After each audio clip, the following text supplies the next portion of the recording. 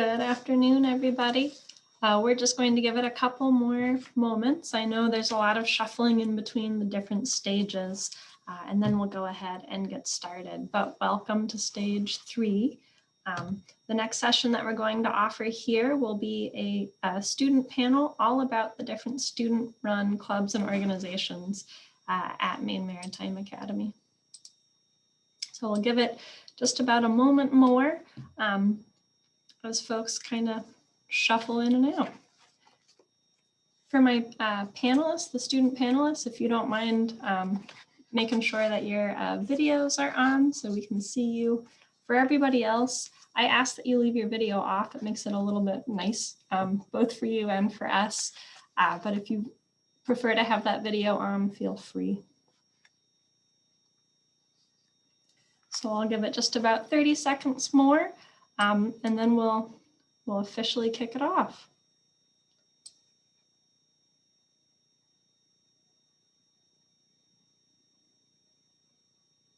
Awesome. So it looks like as folks are trickling in, welcome. You are at stage 3.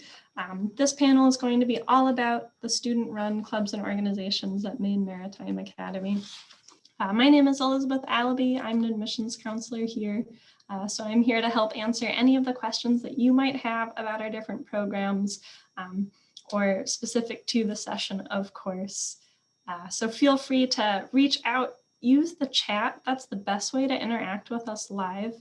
In fact, I'd prefer if you could make sure that you use that chat. That'll sort of streamline our flow and make sure that we get your questions answered. And as I said just a moment ago, if you're just joining us, just a couple of housekeeping items. If you'll please keep yourself muted, that helps us since we'll be the ones doing all the talking. Although we do still want to hear from you, definitely take advantage of that chat function. You can ask all of us the questions. It might be this sort of incredible chaos of answering your questions live, answering your questions also via the typing. So we really encourage you to use that. These sessions are for you, so we want to make sure we're answering the questions that you have. So be sure to keep yourselves muted. It's probably more comfortable for you to keep those videos off.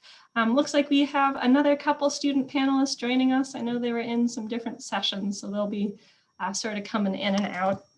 But for now, I'll stop sharing my screen. That way you can see us a little bit larger. And with no further ado, we'll go ahead and we'll get started. Phoebe and Amber, do you want to introduce yourselves? Sure. Amber, do you want to go first? Go for it, Phoebe. Okay. Hi, I'm Phoebe Cherney. I'm a sophomore here at MMA. I'm in the Marine Bio and SVO program. And yeah, I do a lot of things on campus that we'll be talking about. My name's Amber. I'm a junior in Marine Science and Small Vessel Operation. I also help out a lot around campus, so excited to talk to you guys about it. Awesome. So to get this started, if you don't mind also saying what your majors are and then what things you represent on campus for this panel. I'll have Phoebe go first. It's sort of nice to keep that order. All right, yeah, so I'm marine biology in small vessel operations. And so a few things I do on campus is that I'm part of scuba. So I'm a dive master in training and I help out TAing on the weekends. I also work for the campus activities board, so CAB. And I'm also a tutor in a bunch of different subjects, tutor and mentor for a few classes. And I also participate in a bunch of the waterfront activities, so schooner crew and yacht club when I get the chance. And I'm also part of the environmental club. Phoebe basically is a Jill of all trades. We'll be able to tap in about all those different sort of extracurriculars as we go on. So I hope you were taking notes. How about you, Amber? Yeah, so I'm in the, technically it's actually changed. Now it's the oceanography and small vessel operation major. I am also a part of scuba as well too. This semester I'm not helping out, but next semester I will be. And then I also do a lot of work with admissions. I'm also on the swim team as well too. I work the front desk of the dorms. So I'm kind of just sprinkled everywhere. And in addition to some of those different clubs that they mentioned, we do also offer Woodsman Club. So if you're interested in all things chainsaws, all things axes, they do actually compete. We have some club sports available, rugby as well as wrestling. There's a variety of intramural sports. I think, correct me if I'm wrong, Phoebe, the electronic sports became very popular over the last 2 years. So that's always nice. And I'm not sure if at this point we still have our outdoor adventure club going strong. Sometimes clubs come and go based on who's here, who's driving them, since they are student-driven clubs. But the other piece I just wanted to mention, and I believe Kelly Gualtieri might have mentioned this earlier on the main stage as well, but we are here to help you have the fun that you want to have, enjoy the extracurricular activities outside of your academics. So if there's a club that you want to get started, it's very easy to get that started. In fact, I believe the Environmental Action Club is one of our newest. Phoebe, do you want to talk about how you got that club started?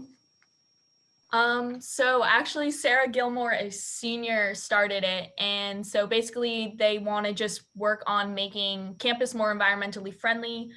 We started putting clink bags around to collect bottles and donations to further do some projects at school. I haven't been to the meetings in a couple weeks because I've been working, but I know that other students like Arden, Aston is really big up on the panel. So if you guys are interested, we can get you on to like a mailing list if you guys want to hear about some of the more actions that we're taking on campus. You can check out their Instagram too. It's pretty good. And then another thing I also want to mention too that I think is really important is that with the clubs, like Liz had said, they're very student driven. So if you come to campus and you want to do something and you find that there's a bunch of people that have that common interest in it, you can go and start a club. You guys can work together and start a club. That's one of the big things that we push here, is that's why there's clubs are always changing, because students will come in, they'll be like, oh, like I want to have this club, so then they'll start that club, but then like maybe they'll leave, there's not that interest, so the club kind of dies down. But then like I've seen clubs kind of start back up again as well too. Yeah, like this fall, a bunch of the marine bio students are looking about getting the fishing club back up and started in partnership with the yacht club. So hopefully that'll be something we can do this fall. Definitely. And a lot of those water oriented clubs tend to be heavier in the fall than the spring. As you can imagine, we're pretty seasonal up here in Maine, so you sort of got to follow the seasons. And we can certainly discuss some of the different waterfront opportunities. There is going to be a full-on 30-minute session all about our waterfront playground. That's my name for it. Our waterfront is pretty excellent and very accessible to students. So some of the clubs that Phoebe participates in, Schooner Crew as well as Yacht Club, are going to be very well represented. So you can find out about those different waterfront specific opportunities. You might have noticed Janice Folk has popped on as well. You might have just seen her in the accepted student session. She'll do a residential life session on stage 2 right after this, but I thought it would be nice to have her since she's one of the ones who will help you get those activities up off the ground if that's what you're interested in. One thing I wanted to shine a little bit of light on Campus Activities Board. What is that? What types of activities do you do? What have you done pre-COVID? What do you do now? If you don't mind. Yeah, so I was a new hire last semester for the Campus Activities Boards, and Janice is actually my boss. So a couple of other students and I, 2 upperclassmen and then another sophomore, and I work on the Campus Activities Board. So we do bingo and trivia and movies. You name it, we can plan it. We do paint nights. Actually, last night we just went to the Orono trampoline park and did a jump. That was super fun. We do snowboarding and ski trips. Pretty much we can plan anything if students are interested. We're always looking for more ideas, but they're open to any students. We always have something going on. But yeah, no, it's a lot of fun, and especially for students to participate, more the merrier.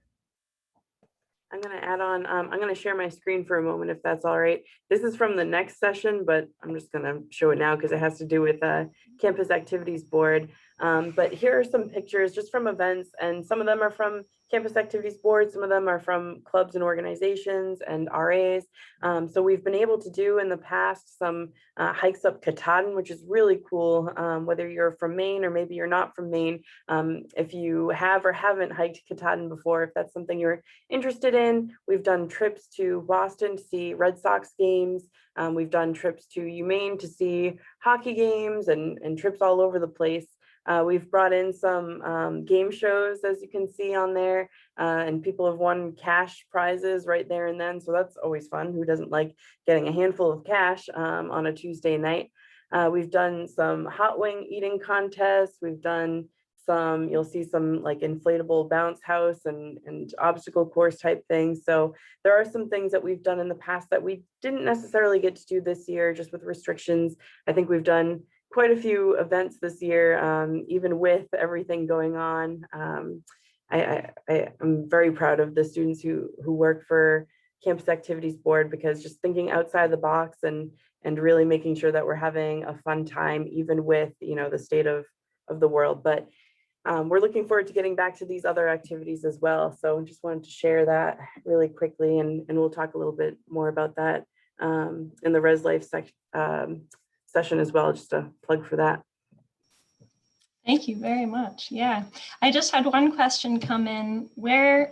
Well, right now, is there a ski and snowboard club or a winter sports club? And if so, where do you go? Where do we ski? Where do we snowboard? Yeah, so there is no official ski club. It's usually just the Student Activities Board will just plan. It's usually about one trip per year. This year, the trip was to Herman Mountain it's in Herman, Maine, right? It's about an hour away from here. It's not very far. But I mean, I also know, myself personally, I try to go as much as I can on the weekends. A lot of the upperclassmen vehicles, they make constant trips to Sugarloaf all the time throughout the winter.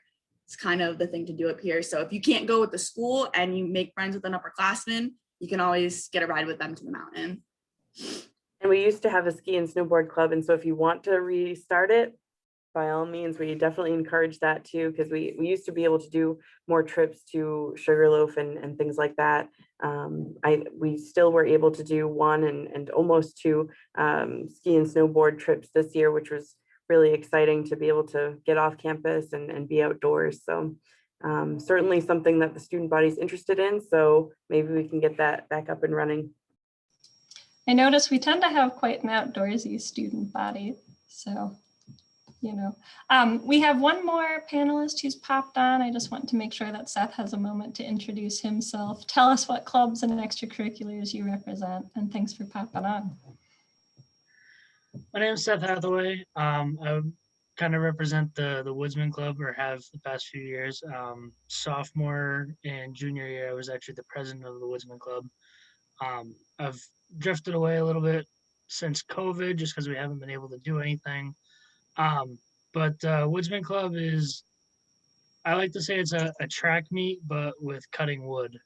We do a bunch of different events having to do with axes, saws, chainsaws, stuff like that. We'll travel to different schools, sometimes all the way as far as New Hampshire. We're trying to get a meet in Canada at some point. But yeah, it's pretty much, if you wanted to know more about like what we do in the Woodsman Club, go on YouTube and look up Steel Timber Sports.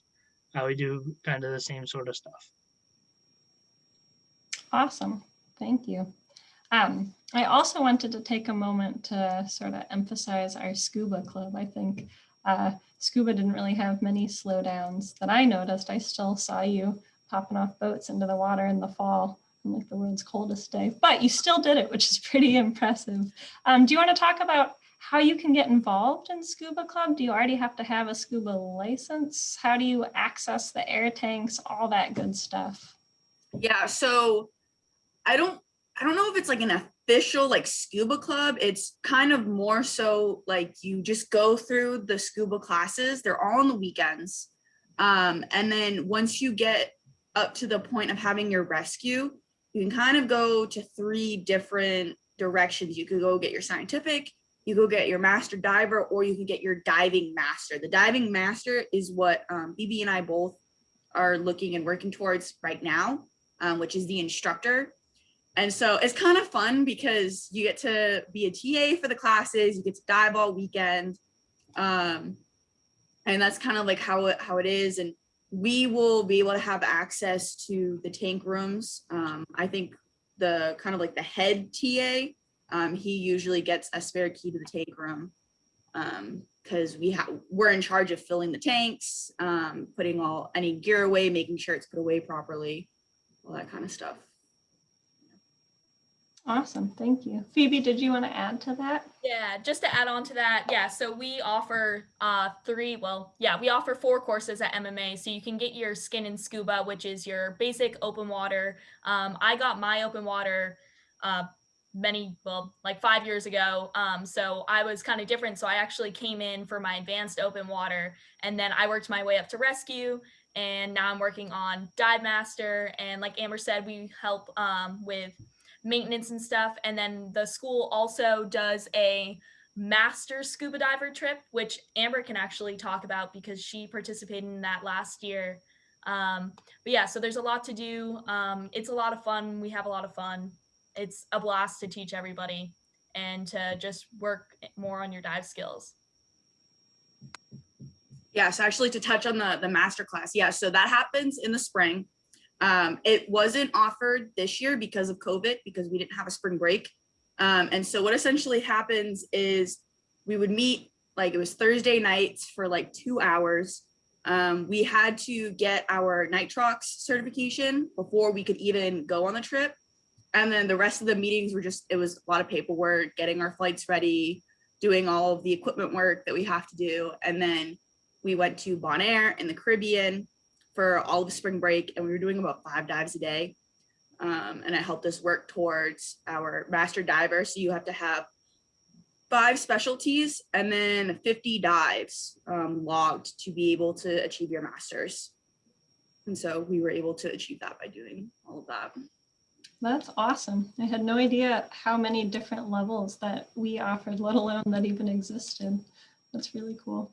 I had another question. How did you, as freshman, sophomore, junior each year, how did you even know what clubs and organizations were available? Because sometimes that's half the battle, knowing what's there and then psyching yourself up and making sure that you take that step and you join. Yeah, so it's just kind of like one of those things where it's like, for me, most of them I kind of like heard like through the grapevine of how to sign up for them. But then we also have like clubs and activities like fair every year, where a bunch of tables are usually set up out on Levitt Lawn. And you can just go find out about the different clubs we have, how to sign up for them, how to get involved.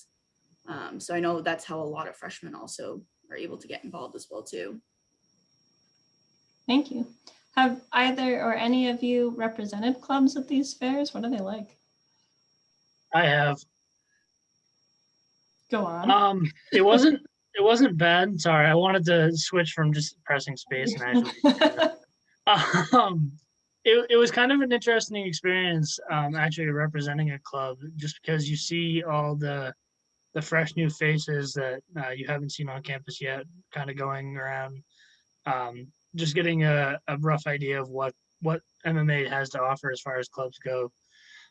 So it was cool having people come up and just ask a bunch of questions and being able to talk about the club that I was the president of and held very dear to my heart. It was really cool. I talk way too much about Woodsman Club, so it gave me an opportunity to do that when I was actually told to do that. So, Which is good. We expect our students to be passionate. So you wouldn't do it if you didn't like it. I had another question that I sort of wanted to shine on. So we've talked about some of the clubs, but I guess we could argue whether or not Student Government Association falls under club or organization. I wasn't able to get a Student Government Association representative. I guess what I should say is next week is finals. Our students are very busy on this sunny Saturday afternoon. But I'm really glad to have Janice as part of this because she can explain to you how Student Government Association works, what they actually do, what positions are available, because they do some really good work across campus, and the student leaders who run it are incredible. Absolutely. I'll throw it over to you. Certainly. So we do have a student government association, and this group is made up of an executive board of all students, and then also a senate. So a representative from each major, a student representative, I should say, a student representative of like off campus, of on campus groups. So kind of different communities on campus all have a seat at the table. And so this group meets on a weekly basis. Every other week is an entirely open meeting. And so that's an opportunity for the government to tell the students about what's going on. And then the students tell the student government what they want to see happen and give feedback. And so we've been able to do a lot of projects and changes over the years that I've been here using, the power of student government. So the students wanted to see, we didn't have Martin Luther King Jr. Day off, and they wanted to see that. So they wrote a proposal for that and they made it happen. They wanted to have a Founders Day celebration every year to celebrate the day that we were founded. And now every year, if COVID isn't in the way or in the cards, we've been able to do a ball, a big celebration with a DJ and everything. So and a ceremony. So that's really exciting. So they do a lot of events. They do a lot of good work for the student body. If the students want to see something happen, they'll bring in representatives if there are any questions about things. If they want to speak with, dining services to ask questions about adding something to the menu in the dining hall or something like that, they can bring those folks into an open meeting. So it's really the opportunity for students to have their voices heard in a really concrete way. And so it's also a lot of fun. It's a good experience. There's a member of the Student Government Association who also represents the student body to the Board of Trustees, which is very significant, and they're appointed by the governor. And, not to mention, it's just good life experience, and it will definitely translate into the workplace and also look good on a resume. So it's definitely something that has been worthwhile, and students get really passionate about it. A good opportunity to get involved. Thank you. I'm glad that you mentioned that. The one thing I wanted to really highlight about all these different clubs and organizations are there are certainly additional leadership opportunities for you to pursue while you're a student here. The regimental students certainly have a lot of access to leadership positions, but there's truly no shortage. So whether or not you're in the regiment, you can certainly join the clubs. You can hold sort of as many different pieces of responsibility as you can handle, in essence. Don't forget though, you're a student first. I just wanted to note we've got about 8 minutes left in this session. So for all the folks who are in our audience, a few of you have asked us some great questions on the chat. Just wanted to point that out again. We love to hear from you and have you help us drive the conversation. So definitely take advantage of that. The other question that I had that kind of popped up to me was, what other clubs and opportunities are available that you would say are specifically unique to Maine Maritime? We might have already talked a lot about scuba. It helps to be a coastal university. But what else is there? I think the yacht club. I don't know of many other colleges that have a yacht club.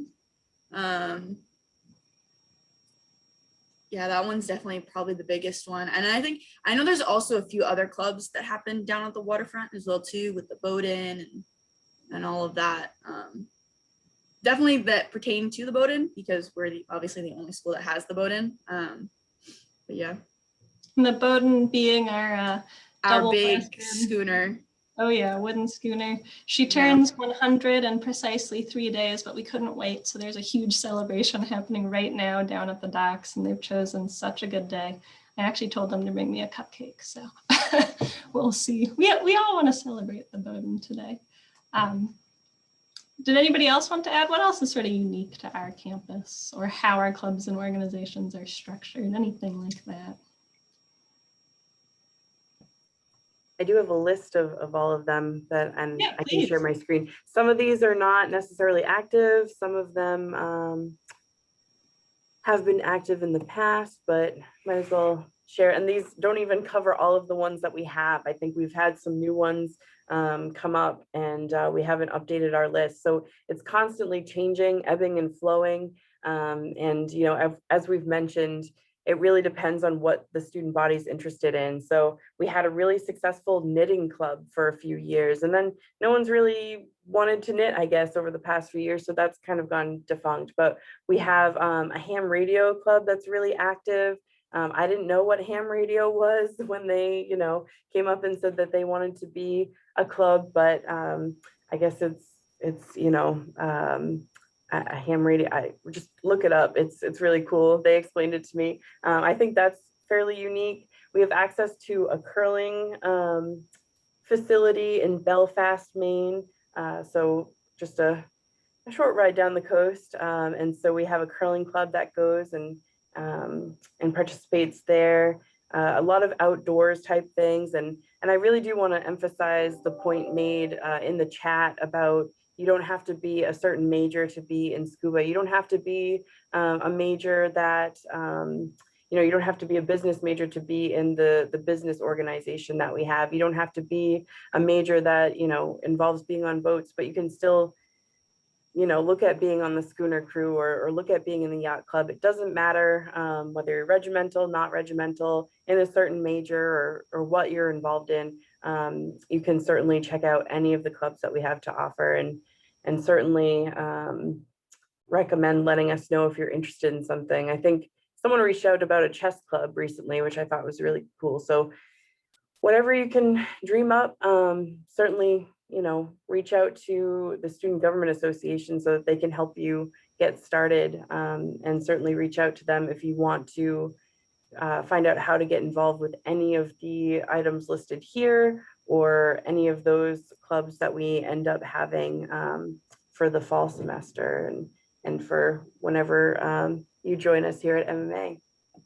Definitely. If you could leave that list yeah, up, I'm just going to point out a couple. Yeah, I get a lot of questions in admissions about, hey, I'm really into the instrument that I play. I'm very passionate about music. We do not offer that specifically as a major, but there are very much still outlets for you. So I know Jazz. I can touch on that. So yeah, go. the exciting thing that has been happening the past few years that I've kind of had a little involvement in is one of my close friends, Gloria Kelly, she has been working extremely hard on getting a pet band set up for the school, because we have band company, but to be in band company, you have to be in the regiment. There is not an option for the non-reg students. So she has created that. I've been helping her a lot with kind of like logistics of things, getting instruments, helping her pick out different stuff. And so it needs more people. There's not really a lot of people that are actually interested in it. So if there are people that want to play an instrument when they come here, I really, really push for you guys to talk to her about it, get involved in it, because it is something that's just like still trying to get off the ground right now. It's a very good point. You need musicians to form your pet band. I'm glad that you added that. The other one I wanted to give a shout out to is Sea Scouts. So we are part of this, and the Sea Scouts actually host sort of our local ship, so to say. It's sort of a branch or an offshoot of Boy Scouts, just more specific to preparing you for the maritime industry. And it's really neat. When it's a non-COVID year, we welcome like 200 Boy Scouts who are sort of testing out our sea ship 1941 just to see what it's like. So there's really, you know, for a small campus, there's a wide variety to keep yourselves busy. So we've got about 2 more minutes. And if there's any other questions that you have, feel free to throw them in the chat. Other than that, we'll begin to transition. So there are, of course, the sessions happening on the main stage. If you've not noticed the theme, they're all academic all the time. What's coming up next? On that main stage is the Marine Systems Engineering. And then on stage 2, which are more of those staff panels, you'll hear again from Janice Folk if you've got more questions specific to residential life. What are the dorms like? What are those different pieces? In fact, I actually wanted to share my screen so you can see exactly what's happening where. And as you shuffle around, don't forget those that live chat, that Ask Me Anything. It's a little live chat widget on the right-hand side of our website that's open today. Seth Hathaway is manning it along with another student. So you can still ask those student questions, even if you're not necessarily in a panel. The other thing I wanted to mention, we are open. So if you're interested in visiting to sort of check out the vibe and the campus feel yourself, please definitely do that. I'll go ahead and throw in the chat the different visit calendar, so you can go ahead and schedule your visit if you're interested and if you're able. We understand that with COVID, there's a lot of moving parts. You might not be able to visit exactly like how you'd like to. So, but we want to make that available to you. So I'm gonna, sorry, you probably can hear my typing. I'm gonna throw this link to the visit calendar in the chat right now. All right, it looks like we're getting some of our student athletes on. So if there are any student athletes in the audience, feel free right now to turn on your camera. I'll go ahead and give us a small intro while we wait for people to shuffle around. I know there are a lot of sessions happening. Bye, Seth, see you later. Thank you for popping on. Awesome. So again, my name is Elizabeth Allaby. I work as an admissions counselor here at Maine Maritime Academy, and these sessions are really meant for you. They are all student panels. We're doing our best to connect our students with you directly so you can kind of get that student to student perspective. Because at the end of the day, our current students are exactly the shoes that, you know, you're deciding on whether or not you want them to be for you or not. So while you're here, I encourage you to keep your microphone off. We do still want to hear from you, so use that chat function. Throw in any questions you have into the chat. That will help us streamline so we can keep our conversation going, but we can still answer your questions both live and in that chat function. So we try to get sort of a little bit of a question chaos, so don't be shy, ask your questions. The session is for you. It's up to you if you want to keep your video on or off. If I were you, I'd want mine off. It's a little bit more comfortable and you can just kind of relax and watch the panel, see how it goes. So with no further ado, we'll go ahead and we'll kick this off. So you are in, you're on stage 3 and you are in the student athlete panel. So what I'll do now is I'll pass it over to my student athletes. If you all don't mind taking, 30 seconds to introduce yourself. What is your name? What major are you in? Where are you from? Why did you choose MMA and why did you choose to be a student athlete? I think inevitably you'll mention which sports team that you're on. So I'm going to go ahead and start in the order of my screen. John, do you mind kicking us off? Absolutely. My name is John Egger. I'm from Marion, Massachusetts, and I am a Marine Transportation Operations major. So that means I am in the regiment. I am currently captain of the men's swimming team, and I am vice president of Maine Maritime Student Athletes Advisory Committee. Also, I was a striker this year, so training staff on the 4th class midshipman. And yeah, that's what I do. I chose Maine Maritime for its excellent reputation in the marine industry, and the fact that this campus, for me, it was a difference between Maine Maritime and Mass Maritime since I'm so close to Mass Maritime, and that the feel of this campus felt much more like home than Mass Maritime did.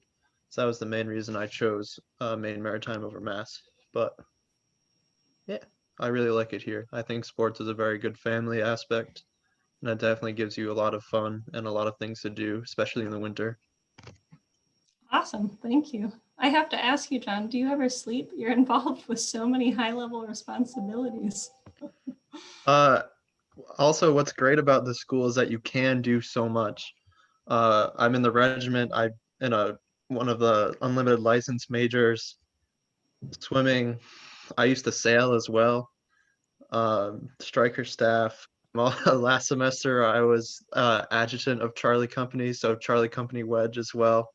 But what was so great about this school is I never really felt super overwhelmed. Of course, it was a lot to do, but I never felt like I was over my head. And that's what I think is would have been one of my most learning activities from this school, is learning how to deal with all those different pressures and still be successful in school, which is the most important. Awesome, thank you. And I think one thing I've noticed, student athletes, especially those of you coming out of high school from athletics teams, you've already got some of those components because you're used to doing both, making sure that you're on time to your practices and you're keeping your grades up so you can compete. And it's very similar here. I'm gonna send it over to Sammy Mason next.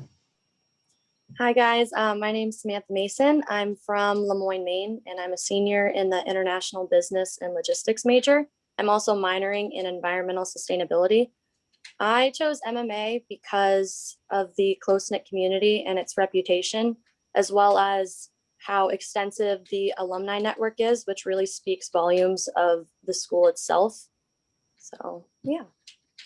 What sport are you on? Did you mention that? Women's basketball. Nice, thank you. You might have. And I'll send it over to Bree Mays next. So I'm Bree. I'm from Florida, and I'm on the volleyball team here. We are a pretty awesome team. We've won NACs for 3 years in a row. I was here in the middle when they were already winning. But it's a great team. Awesome culture. I'm in marine biology. I chose MMA completely by accident. I mean, I'm from Florida. My biggest thing was just to get out of Florida. It's not as awesome as people think it is. And I found this place completely by accident. And I came here mainly because I love marine biology and just love I grew up on the beach, so I wanted to stay near the water and to play volleyball. And I have to agree 100% with Edgar that it's nice to be really involved here on campus. I'm like a founding member of our Black Student Athlete Alliance, and I'm on like I find it big, but I'm on like this committee with the state of Maine where we work at NAC and NESCAC in terms of just kind of identifying the issues of the lack of diversity in Maine and like ways that we can help build it. And then I have like 3 jobs, and I'm in senior research right now, and it's pretty awesome studying phytoplankton and, just living my life, but it's coming to an end. Surely but slowly. Yeah. Thank you. I've got you next, Teddy. Hi, my name's Teddy Easley. I'm a sophomore in the 4-year Marine Systems program from Houston, Texas. I'm a midfielder on the lacrosse team here. I chose MMA also kind of by accident. My original intent was to go to Texas A&M at Galveston, but I was talking with one of the lacrosse coaches here. He wanted me to come visit. I visited, and I decided I wanted to come here. The campus was in the middle of December, and I figured that if I liked it this much in December, figured I'd like it a lot just all throughout the year. I really appreciate the community here that we have, how close knit it is, and it's really hard to not know people here, which I really like. And the academics here are incredible. In the systems program, it's kind of got that reputation of how it's really hard, and at times it can be, but all the teachers here are more than willing to help you get through all of your classes, even if it's something ridiculously difficult, such as like strength materials. Or for me, I didn't take some of the classes that the regimental cruising major students take, which is ship structure and stability. I took a different class called ship systems and design, which covers more or less the same things, but instead of doing that and then doing pre-cruise, we did pre-cruise and ship structure and stability in one class. But we had 2 teachers and a TA that were more than willing to help us whenever they could. And even when we got sent home, they always had their emails open and everything. I am also a volunteer member of the regiment. 4-year Marine Systems does not have to be a regimental major, but I chose to be in the regiment, and I was a striker this past year as well. Parent company and alpha company, but I was a Bravo striker, that interesting adaptability that I had to deal with. I think it paid out, and I formed pretty good relationships with a lot of the freshmen here now in both my parent and Bravo company. It's just cool things like that that happen at MMA that you probably just wouldn't see at other schools. That's awesome. Thank you, Teddy. You touched on a lot. I'm going to throw it over to Lexi. Thank you. My name's Lexi Petter. I also go by Alexis. Anyway, my full name. I'm not a student athlete exactly. I help out with the sailing team, which has been really cool. I'm also in the regiment as an MTO major, so one of the unlimited license majors. And I grew up in Michigan. And I think probably my most unique thing I bring to this is that I'm old. I'm 27, so non-traditional student too. So if anyone's curious about that, I'm happy to talk about it. Awesome. I like how she calls herself old. Oh no. Arden, we'll continue the line with our sailors. Hi everyone, my name is Arden and I'm on the sailing team. I'm in the regiment, also MTO major. And I will say that like being able to enjoy a sport like sailing while also being in the regiment has been super helpful on all fronts. I'm from New York City, but I really wanted to come to MMA instead of SUNY Maritime, which is in the Bronx, because I think that Maine, it's a much more beautiful place to study and a much more peaceful place to study. So I chose to come here instead. Awesome. I'm going to challenge you, Arden. Do you mind showing us where you are? I know she's not in her room. I'm not going to ask the rest of you. Don't worry. Currently, I'm outside of the mess hall. I'm sitting at a little picnic table. The weather's just so nice. I wanted to do this outside, and I don't know if my laptop camera will show the campus, but here we are. Here's the dorms over here, and here is one of the lecture halls called ABS. If I turn over here, this is just the entrance to like the mess deck where we eat. Nice. This is how I get to see the sunshine, so thank you. I have a question specifically for the regimental athletes. How hard is it to juggle being in the regiment with your academic pieces, with your athletics? Do you feel like you're being pulled in lots of directions? Are your coaches and your regimental staff and your faculty all amenable to the different responsibilities you've got? How does that work? You want to start, John? Sure. In my opinion, it's really not difficult at all.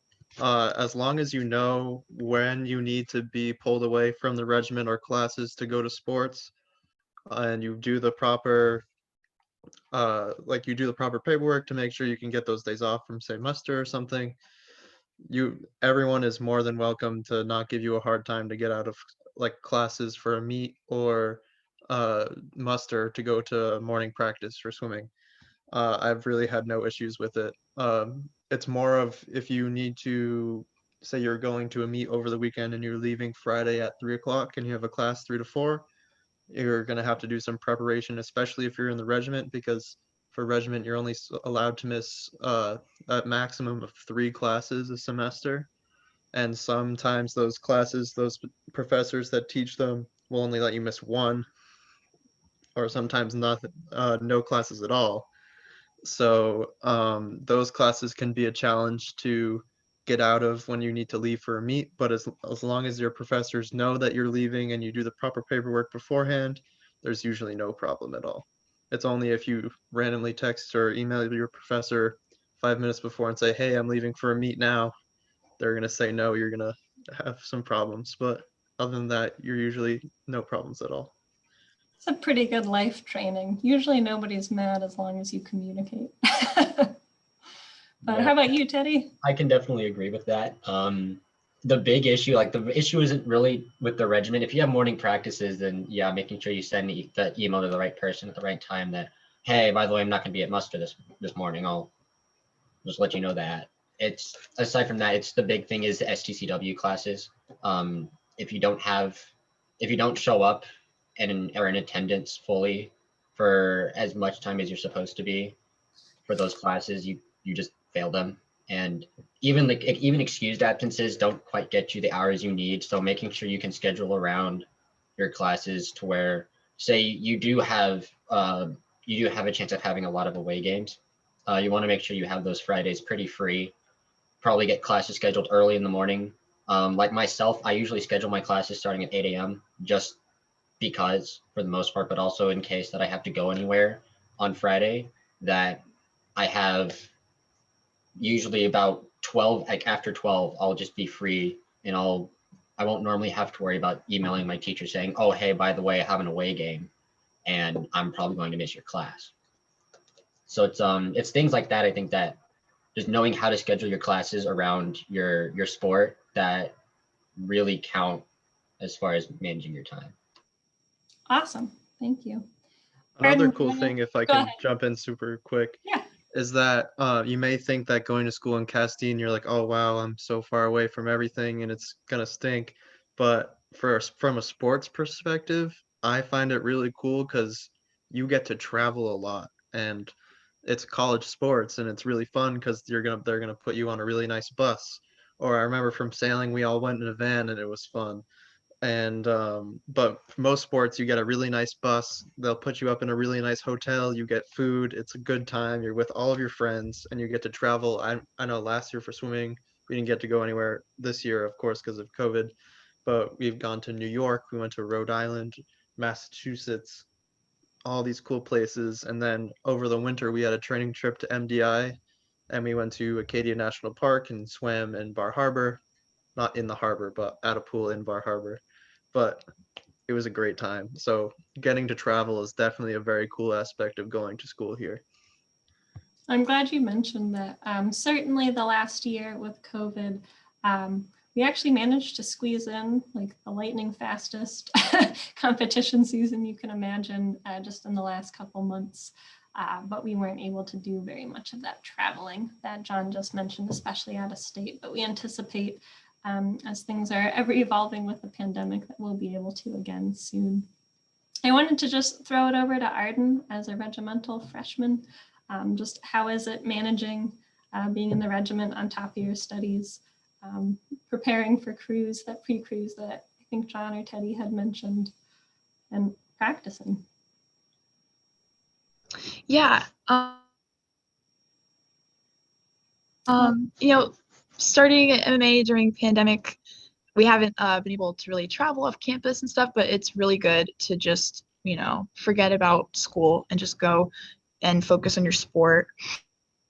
I think that if you're someone who may struggle with time management, this is a really, being in the regiment while doing a sport is a really good challenge that you could learn a lot from. I know that I've learned a lot from it. The challenge has definitely made me a better student and just better in life on all fronts. It is hard to manage all the time when you're,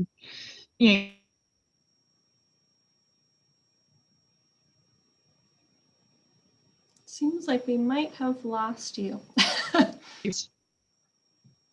you're gonna persevere and you're gonna be a better student and a better person because of it. Perfect. Thank you. Now I kind of want to switch gears. I chose students kind of across all of the different sports on purpose. I sort of wanted to talk about facilities. Where do you actually compete? What are your facilities like? What are your locker rooms like? Is there a varsity, weight cardio room? How does that work? I'm going to start with you, Bree. So with COVID and everything, we weren't allowed to use our locker rooms, but our locker room is kind of set up where it's a lot of quotes. My coach is really big with motivational quotes and whatnot. There come many times where she'll have us write them down and we hang them up all around. We have painted tiles at the top, so before a game when our coach comes down and talks to us, everyone has to jump up and touch the tile before running up to the gym. And so then that leads us to the gym that's where we compete. It's basketball and volleyball's gym. That's just the main people who use it. And then we do have a varsity we do have a varsity weight room where we do go down and lift as a team or on our own time with a teammate and whatnot. Our trainer, Haley Yeager, she's really, really great at just putting together workouts for us that kind of focus on where we want to get stronger at on the court. And, with all of that, it's nice. I miss it because of COVID. It's been really different, but, I'm excited to if things could get back to normal next semester. They'll become more and more normal. I, of course, can't predict the future or make guarantees, but I'm feeling pretty optimistic. Yeah, I think next semester, the library, like the second floor, I think they're going to open that up. And I think that's cool because before we have so many signs where it's like no students beyond this point. But yeah. A lot of that is just to limit sort of that gathering space so we can continue to be on campus, which is where we all want to be here together. How about you, Sammy? What do you have to add about the facilities? I know Bree might have touched on that Chase Gymnasium a little bit, but. Yeah, so kind of piggybacking off of what she said, our locker rooms are actually right next to each other, which is kind of cool. And so we have it, so the tiles of the ceiling, after a class graduates, they paint a quote or something that they want their legacy to be for future teammates to look up and see and remember. So my fellow teammate Morgan and I are painting one of the tiles currently. And before we go out for a game, we have a bell right next to the door, and on it says "Answer the bell." So we ring it every time we go out, and it kind of gets us, pumped up and stuff. But yeah, we compete in the gym. We normally utilize the varsity weight room in the past. They actually just put it in brand new. It's super nice down there. It's nice to be able to have a space for just your teammates. But we weren't able to use it this year.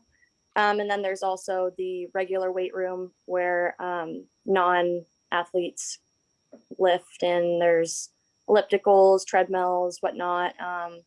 But that varsity weight room is available to all varsity athletes, whether they're in season or not, which is also really, really nice. So that's great. Thank you. Yeah. I want to ask about the turf field that also soccer plays on in addition to lacrosse. So I'm throwing it over to you.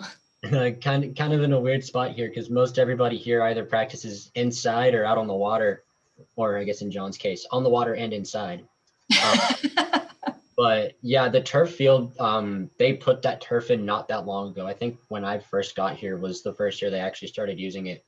And it's been great. The field, we've used both the field and the field house. If the field gets frozen over when it snows, which does happen pretty frequently, we're inside in the field house. It works pretty nicely. It's a big enough space where we can move around and function as a pretty full team if we need to. But usually when we're out on the field, we have plenty of space to work around and shoot, and usually not hit houses or cars. I say usually. But yeah, the field is really nice. There's plenty of goals, and your coach can always just open the field up for you if you need it to. And again, just like every other sport, our locker rooms are unfortunately off limits for this semester. But lacrosse does have its own locker room, very newly renovated, very nice, and we're, I believe, right across from the old football locker room as well. I've actually been in to your locker room over the summer on a campus tour with the coach, and it's huge. And a lot of your locker rooms have very nice furniture. I was pretty surprised. So it's a great place to kind of psych yourself up before the game. The last just sort of to round out the facilities, some of these questions were pre-submitted by our audience members before they got here. That's why I wanted to sort of mention, hey, what are the Division III varsity athletics facilities like? But what's the pool like? What's the Bach pool all about? So I've had a pretty unique experience where swimming at Maine Maritime is only about 3 years old. The year before I came here, I'm a sophomore now. So the year before I came, it was a club team, and my freshman year was the first year that we were recognized as a Division III swim team.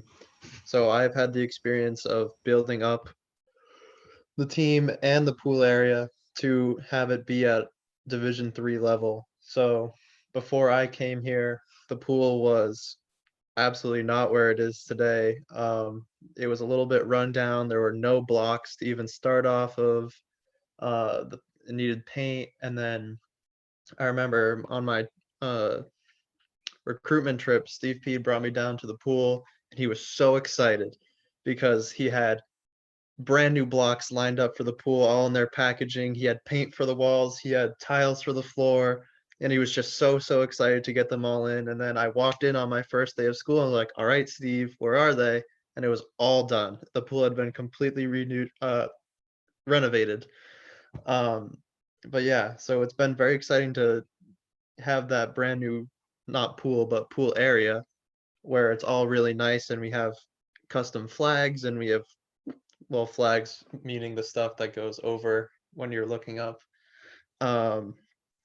Yeah, I mean, we still have like kind of run-of-the-mill locker rooms. They're the ones that are the main locker rooms for the athletics facility, so they haven't been renovated yet, but I think that's in the plans for the next couple of years. So hopefully while you guys are here, they'll be renovated if you ever want to try out swimming, which I definitely recommend. But I mean, I wouldn't say they're the nicest locker rooms now, but they're definitely not the worst locker rooms I've ever been in. Awesome, thank you. It looks like we're almost at time, but I wanted to ask you all about a 30-second question. So here it is. What is your favorite aspect of being a Mariner? So being on the athletics teams here at Maine Maritime. And I'll hold you to that 30 seconds, but you guys got this. I'll start with Sammy, and then I'll go around. My favorite part of being a student athlete, is that the question? Sorry. Yep.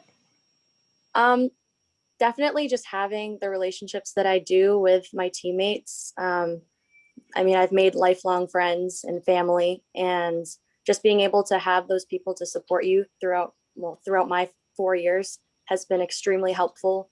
You know, my bad days, on my good days, they always had my back, were always supporting me. And just being able to compete and share that time with people who are all passionate about the same sport and getting better and being better people has really made me a lot better as well, because we hold each other accountable for that. Thank you. Lexi? My favorite part of being a Mariner is, in my case, the chance for added responsibility. I really like that part of MMA. There are a lot of leadership opportunities out there, and it's been really fun to make a bunch of new friends and get to know all the different athletes. It's a really supportive group of people. Thanks. Arden, what's your favorite part about being a Mariner?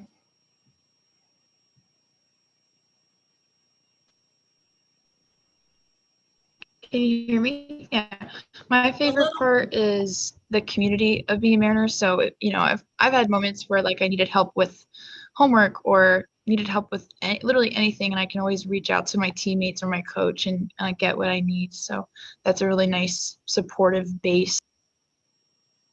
Perfect. Thank you. How about you, Bree? I'd have to say the same as Sammy. Just that whole family aspect that comes with being on your teams here. My favorite thing about the volleyball program is that our team is not just the players who are on the court or on the bench, but it's our coaches and the different faculty members that we have who support us through not just our sport, you know, adventure, but education, and making sure that we're all good, real well-rounded people and not just athletes. So that's my favorite thing. Awesome, thank you. How about you, Teddy? I'd have to say my favorite thing is probably just a level of trust between upper and underclassmen.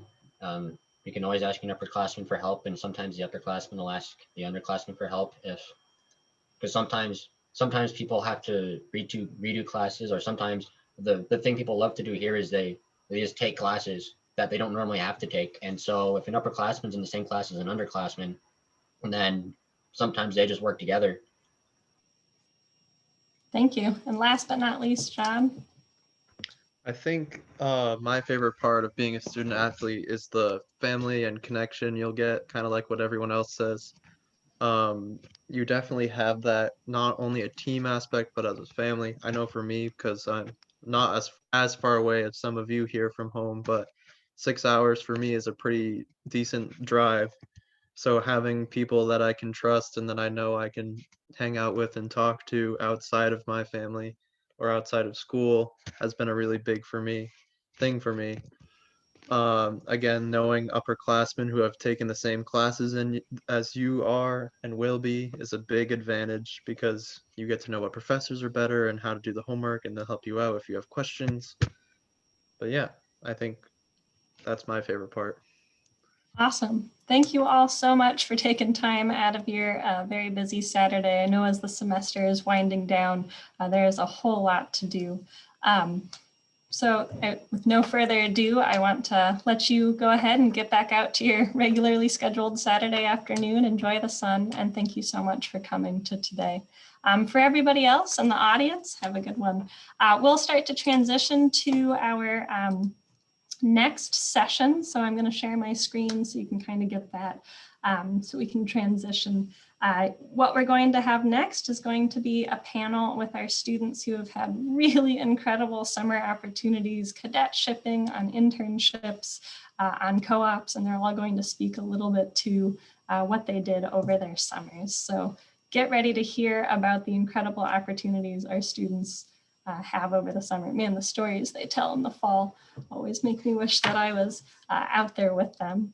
You'll also see on the main stage, there is going to be a faculty session with Ocean Studies. So if you want to hear more from Ocean Studies, feel free to do that. All of these will be recorded. They'll be available on demand after our virtual open house. The next session on stage 2 is going to be with the commandant of the regiment, so the head leadership, so you can hear directly from him more about what it's like to be a regimental student. So I'll give it just a couple more moments as folks are switching between the different sessions, and I'll make sure that I introduce all of our panelists in just a moment. So my name is Elizabeth Allaby.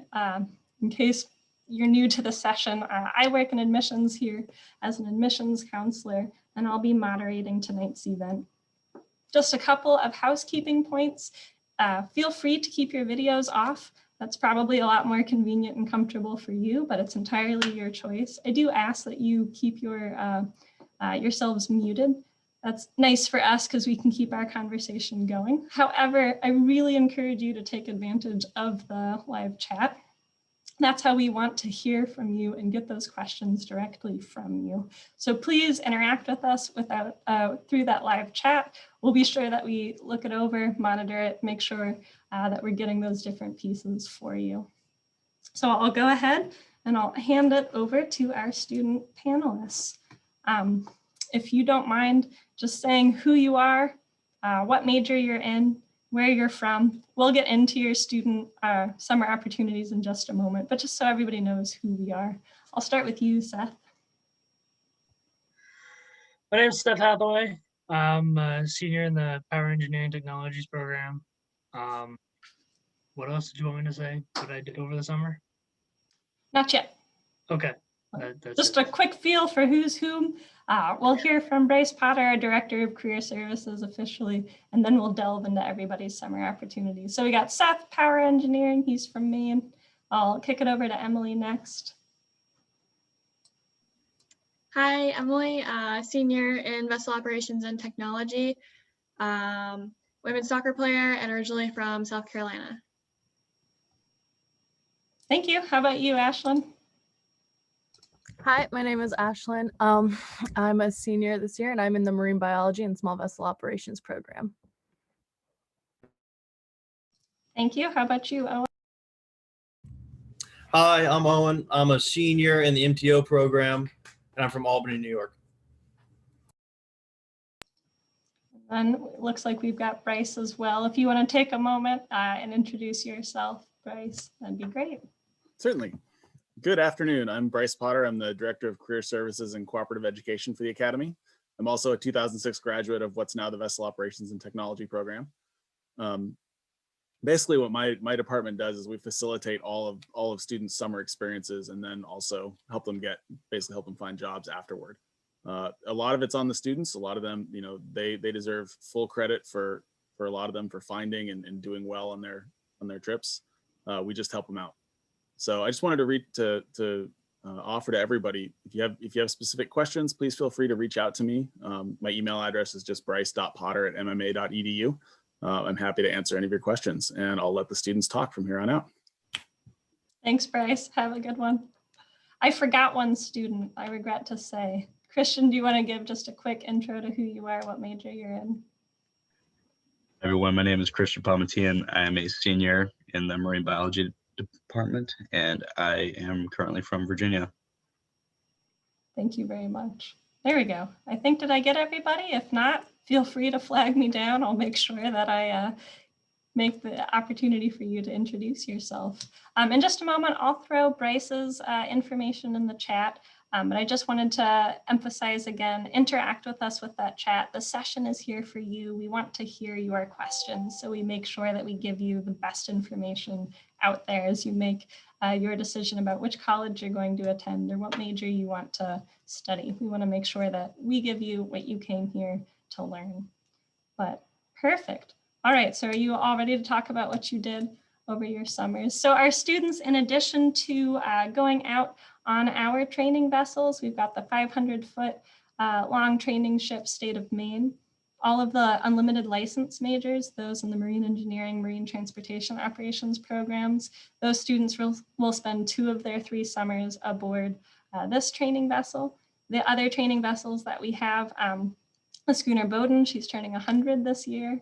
There's a whole celebration today, but the small vessel operations, operations and technology students will take the schooner out over the summers as well, in addition to their cadet shipping opportunities in which they're able to accrue more sea time, or internships or co-ops. It's very different depending on what major you're in and what those requirements are. And that's something you're going to hear from our students. So I just wanted to sort of set the stage for you. Bryce, did you have anything to add to that? If not, we'll keep going. No, you covered it very well. Thank you. Perfect. Awesome. All right, so we'll kind of go in reverse order. Since I mentioned that training ship State of Maine, it's behind me if you can kind of see the back of it. But we'll hear from Owen first. He's our regimental student who was able to go both on the State of Maine, but cadet ship in a pretty special place. So I guess I'll start with the State of Maine, because that happens your freshman and your junior year. My freshman year, we call it cruise. We cruised for 75 days. We went all across Europe and a little bit in the United States. And to not get down to the nitty gritty, it's not a cruise as in the sense you all would think it is. You do work on board, you do maintenance, you stand watches, and while also going to classes, but you also do general chores around the ship. And the best way to akin it is it's almost like a summer camp with a whole bunch of friends that you do work in at the same time. Did you also speak about your cadet shipping? No, I just talked about the TSOM. Yeah. Did you want me to go about this? What did you do for your cadet shipping as well? In the summer of 2018. In the summer of 2018, I was aboard a 300-foot chemical tanker in Japan and Korea. I spent 90 days there moving jet fuel and gasoline for the U.S. Navy. It was owned by Skylar Lines, and it was ran through MSC, Military Sealift Command. We spent most of our time in Japan with a little bit of our time in Korea. It was a lot different than our summer training cruises here because you got to see how the real world really operates. And it was probably my best experience I've had at MMA. Thank you so much. So just to point out, our students really wind up all over the world for their summers. It depends what company you choose as to which exotic locations you may or may not go to, but just keep that in mind. I'll pop over to Ashlyn if you want to talk about your, I'm not sure if it's called a cadetshiping or if it's a co-op, but you'll let me know that. Yeah. Okay. So my experiences is less all over the place and more localized. I actually live in Bucksport, and so a lot of my I do more internship based things. So my freshman year, my sophomore year summer, I did more marine biology focused internships, and then this past summer I got the unique opportunity to be a deckhand and acquire some sea time for my SVO part of my major, and also be a marine biology intern, which was a really cool experience to be able to use both parts of my degree.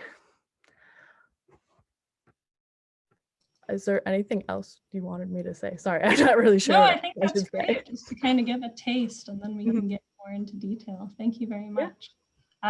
To kind of stay on the trend of boats, I'll go to Emily next, our vessel operations technology student.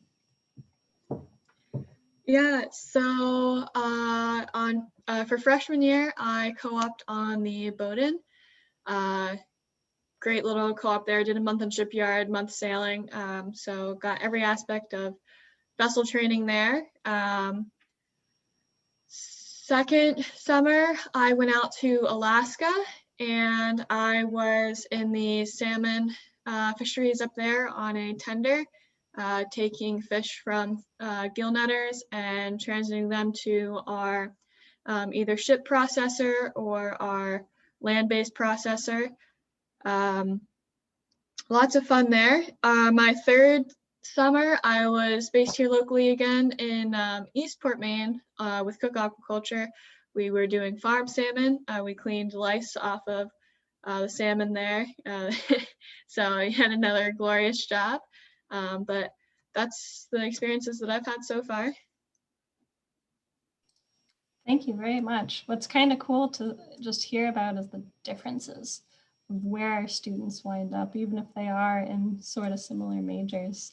I think we'll go shoreside next with Seth. What did you do for your co-op experiences for power engineering? So I worked with Kiewit, which is a large construction company. They do everything from building roads and bridges to power plants, which is the section that I was in. I worked in Pennsylvania, Johnstown, Pennsylvania, building a kind of large power plant that had 2 gas turbines and 1 steam turbine. I was actually the quality control engineer. So anything that got put into place or a weld was done, I went and inspected it and made sure everything was up to specs with how it was supposed to be.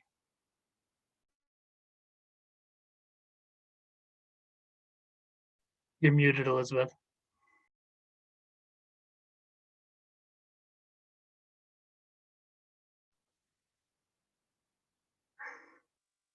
Elizabeth, you're muted.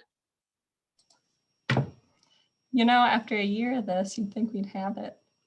So, third time's the charm. Christian, I wasn't sure if your summer experiences were more aboard a vessel, in the water, on shore, so I thought you could paint us a good picture. Make sure you unmute yourself. Oh no. Yes, my summer experiences have been kind of all over the place. My summer experience after sophomore year, I was down in Clearwater, Florida, working with a rescue team that rescues whales, dolphins, porpoises, sea turtles, manatees, things like that. And then my summer after junior year, I was scheduled to actually spend about a month and a half in Vietnam doing a study on indigenous aquaculture that I did with another one of our professors and 3 other students from MMA. Unfortunately, that got canceled due to COVID because Vietnam is right next to China. And then this summer, I actually have a 7 week-long internship in Mexico, doing marine coral reef conservation work as well. So a lot of onshore and on-boat stuff. Thank you. Yeah, that helps to sort of paint a good picture, both what our regimental students will do on larger vessels, the licensed students who are getting those smaller pieces, and even the unlicensed students like Seth in that power engineering. The next sort of question that I had, the questions I'm going off of are all of our pre-submitted questions from our audience members. So if you can think of something right now that you're curious about, just wanted to point out that chat is open. Feel free to go ahead, drop a question in there to ask whatever it is that you're interested in. But how do you find out about these summer opportunities? I know Bryce kind of mentioned it, that truly you're the drivers of what you do, but are you Googling? Are you looking at Indeed.com? How do you actually get in touch with these? And then for those students who are getting licenses, how do you make sure that your vessel, that you're going to work on is the right size for your license, so you're not spinning your wheels and getting the wrong type of sea time? So it's sort of a twofold question. Whoever's got a good answer, feel free, go ahead and unmute yourself. I can speak for VOT. I know for a lot of the different majors, it's different in the ways that we get our co-ops. So for VOT, we are assisted a little bit with our career services. So they have a list of companies who have taken cadets in the past, but pretty much outside of that, it's on ourselves to reach out to these companies. So I found my first one through the school, obviously. And the second one I found, I think I actually did find it on Indeed. I was having a hard time finding a co-op that summer, and I was looking everywhere and anywhere. This last one, they came to the school and held a conference. So a lot of the times that's a great way to get in contact with a company. They'll hold information sessions, so they'll give a presentation, and then usually the day after or later the same day, they'll hold interviews. So that's a really good way, but pretty much any way that you find a job, word of mouth, Indeed, through the school, it is still up to you to apply to those companies, and then we have to send in a form to get those co-ops approved by the school. Perfect, thank you. Anybody else want to add on to that? How did you find your summer experience? For myself, as a unlimited license major, the way I had to go about it is I actually reached out to the Career Center, and they kind of asked me what I was looking for, and I explained to them I was hoping to get a tanker if I could, and they came back to me with what they had for tanker billets, and then I was able to rank them, and depending on how I stacked up with my classmates was dependent on it, which one I got. Thank you. Yeah, for the unlimited license students, I know that Career Services helps a lot to put you in touch with those companies. And different companies will offer different numbers of billets or positions each year, depending on what their capacities are and what their needs are. Christian, how do you find your opportunities? Yeah, I think I can answer this both for Ashley and I, since we're in the same department.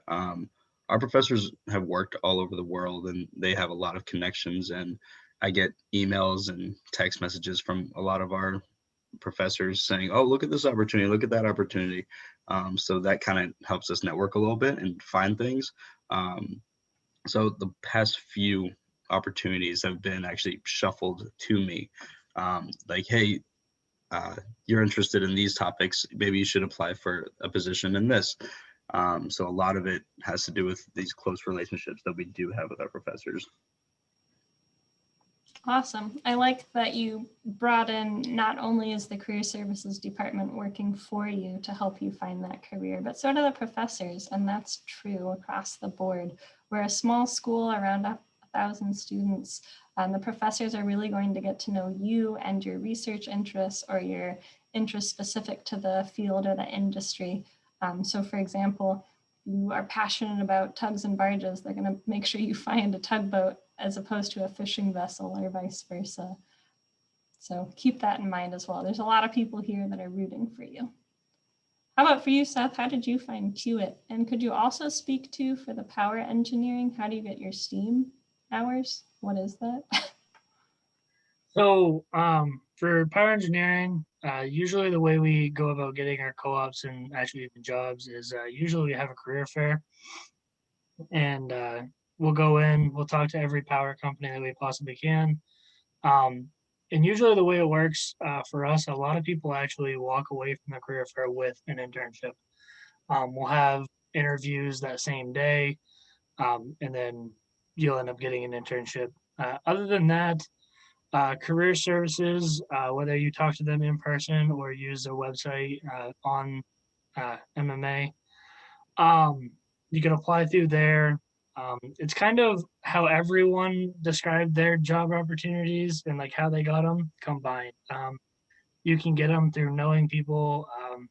I've got a friend that just recently got a job because we had a mutual friend that was already working at the mill that he now works. So it's kind of everything combined. There's 100 different ways that you can get internships and jobs through PET. As far as STEAM goes, so through PET and PEO, you can sit for your third class, or PEO sits for their fourth class FE engineer's license. In order to do that, you have to have STEAM hours. So STEAM hours is working on a power plant that generates steam above 15 psi. So where I worked on a construction site, I actually didn't get any steam hours because we weren't producing steam. If I were to go work on that same power plant that I helped build, now that it's operating, I could get steam. But you have to be on an operating power plant in order to be eligible to get steam hours. That's really cool. I like how he just drops, the power plant I helped build. If I could go back to that. That's awesome. So I was looking to see if there were any questions that came in on the chat, and I'm not sure that I've seen any. So I'll turn again to my sort of pre-submitted questions. One thing that I wanted to highlight, and this might be a harder question to answer, but I thought I'd try you all anyway. Sort of what, in your opinion, does MMA offer that is unique to MMA to help you towards your careers? That might be, your hands-on classes. That might be that college career fair that Seth had mentioned. That might be these summer activities. But what do you feel MMA has really done for you to prepare you for that career when you graduate? I can start on this one.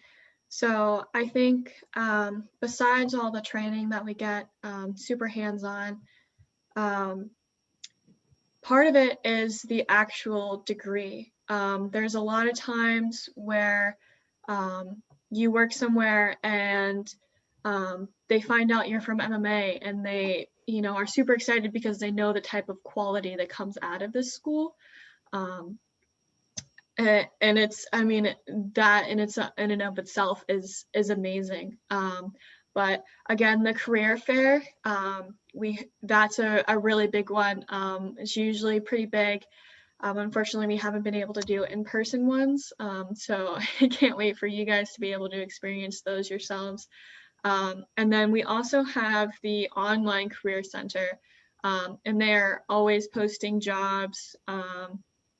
They connect to other job sites, so you can put in what you're looking for, and you can search the school's database, or it'll link you to Indeed or another job application site. And there's a lot of professors. There's a sailing list or the yachting list. It's just an email list of everyone who's interested in that. And whenever one of the professors gets a job, people will ask him, hey, do you have a student who wants to do this, or an alumni who can do this? He'll send it out to the entire list and say, hey, there's a 200-ton mate position in Alaska doing small cruises. Is anyone interested in this? So everything and anything that you can think of for how to get a job out of here is great. Thank you. One thing I was going to mention with those career fairs, typically we have between 60 and 80 employers who want our students. You have those skills and that knowledge base that they seek. The other part that helps to increase the number of those employers are the far-reaching alumni network. So all the Maine Maritime Academy grads who graduated before you and gone into the industry are really paving exceptional paths for you. So I'm glad that you mentioned that. Did anybody else want to add on to that? If not, I've got a question from the chat. Oh, just to follow up with Emily, she was talking about the Career Service Center, and they're a really big resource. They don't just help you with finding the companies, they can help you fix your resume or your letters, just anything to help you in the best possible way to get a co-op or a job or internship. Awesome, thank you. In the interest of, Can I add yeah, something go just ahead. really quick? Yeah. I think as far as PET goes, one of the biggest things that helps that Maine Maritime does that other schools don't, that helps when we graduate, is the the hands-on classes. I have usually more labs than I do classes in a classroom. So having that hands-on experience and actually being able to get like down and dirty with the equipment that you're going to be using in the field when you graduate is a big advantage that Maine Maritime offers over places like University of Maine. Thank you, that was helpful. I saw Bryce, you wanted to add. I was just going to add in, you all mentioned that unfortunately we had to cancel the career fair this past fall, which was terrible. It's the first time in a very long time, but it is planned for Thursday, October 21st. We'll be having it again, and hopefully in person if the trend continues. Well, and what Bryce didn't mention is I still can't believe you managed to pull off the virtual career fair. Smaller in nature, but you did have about 20 companies who came and they're like, yeah, we're willing to do this virtual methodology. And even since then, I know you've had companies contacting you like, oh yeah, hold up. We know that we want your students. So it's an off year for sure in a lot of ways, but companies still want our students, which I find pretty exceptional. That they do. Yeah, in just the last couple of minutes, just wanted to invite any other questions to the chat. I thought this one would be nice to mention sort of in person. Owen, you might be the best one to answer this. But sort of what time of year do the cruises take part? The regimental cruises take part in the summer, but there is going to be a special cruise next winter to help us get caught up to make sure everyone's on track after the pandemic. So what he's referring to, typically those freshman junior cruises for those regimental unlimited license students take place over the summer for between 35 and 70 days. Last summer, they didn't happen. And so this summer we're making it happen. And for the students who require additional sea days, we are making that second cruise available over the winter time. That's atypical for us. Typically it's all during your summer. So we keep you pretty busy, either working alongside industry professionals, working alongside our faculty over the summer in a lot of different capacities, or getting that internship. You're definitely busy. With the last, I'd say 3 minutes, I'm going to challenge you.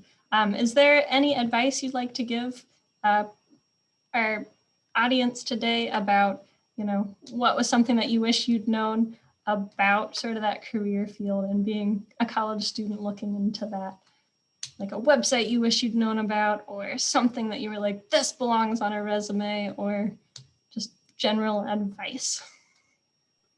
I can start. So as in the dual major program for marine biology and SVO, you're required to do a singular co-op, which is different from a lot of other majors on campus.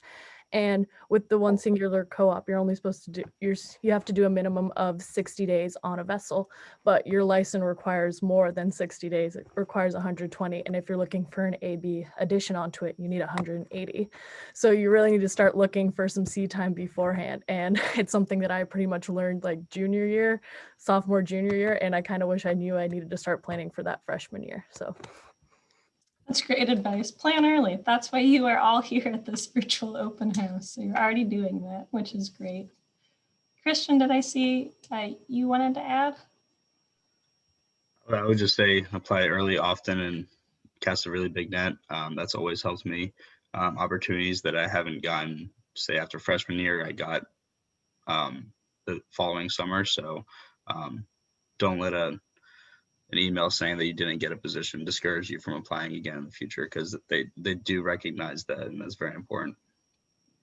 There's a lot to be said for that name recognition too. That's a great piece of advice. Got time for one more if anybody's got something. I can go. I would definitely say when you're looking at vessels, if you're going for that bigger license, you definitely want to find something over 100 tons. So for co-ops, you're required something over 50. But I know for me, it's been really helpful the fact that I've had a few co-ops over 100 tons. And if I could change anything, I would make my first one over 100 tons as well. It just makes everything go a little bit smoother, less things to kind of work around. And tips like that, as a freshman here, go right into career services, go find Bryce Potter and just say, hey, what do I need to know that I don't know that I don't know? But truly, just what are the things I should begin to look for? That's going to really help you as a freshman, as a sophomore, just knowing who to ask help when. And there's a lot of that on campus. So as we close out this session, I did want to mention that there is going to be an alumni panel as well with Bryce Potter. Let me just check on that timing. That's going to take place from 5 to 5:30 p.m. on the stage 2. So you can find that with that virtual open house website. I'll go ahead and I'll throw that link in the chat just so you can reroute yourself. What you're seeing here on my screen that's being shared are the additional sessions that we offer next. So right here in the Zoom link, next up, we've got a regimental student panel. You can hear about all things regimental. On the main stage, the power engineering faculty will tell you the differences between engineering operations, engineering technology, and delve a little bit deeper into those career prospects. And then on stage 2, we've got Lieutenants Ian Gray and Ryan Armstrong to tell you all about the Naval ROTC unit on campus, as well as the Strategic Sea Lift Midshipman program. You'll probably see Owen over there for sure. I wanted to say thank you to all of the student panelists who hopped on and you were willing to share with us your incredible summer experiences. So thank you so much for taking the time. I know today is getting on crunch time with this semester and it's beautiful and sunny outside. So I can't tell you how much we all appreciate, the audience included, listening to your voices. So good luck with the rest of your semester and with finals. Feel free to pop off and we will sort of begin to transition into our next session. So if my panelists are here to represent the regimental side of things, feel free to start clicking on your videos just so we know that you're here and available. Perfect. And as folks are shuffling around, I'll just go ahead and introduce the session. So my name is Elizabeth Allaby. I work as an admissions counselor at Maine Maritime Academy. I'll be moderating tonight, so you'll hear from me a little bit. And what you're in right now is our regimental student panel. And this is really for you to ask all those nitty-gritty questions. Hey, what items can I bring with me my freshman year? What do I expect during regimental preparatory training? Just all those pieces that really only the students here going through it can answer for you. A couple of housekeeping items. I encourage you to keep your microphones muted. You're welcome to leave your videos on, but that's up to you. For me, it's a lot more comfortable to have that off so you can just kind of relax and tune in. The best way you can interact with us is through that chat function. We're checking it out. We're happy to answer your questions live speaking or typed out, but definitely use that. The session is here for you. We want to make sure we answer your questions. So please feel free to reach out to us with that chat function. With no further ado, we can certainly introduce our panelists. So we've got a few regimental students here for you. Would you like to start, Arden? Maybe saying who you are, what major you're in, where you're from, and why you chose to pursue a regimental program. That's a lot. Yeah, sure. Hi everyone, my name is Arden Aston and I'm currently in the Marine Transportation Operations major, which is like the deck side of the unlimited license program. I'm from New York City.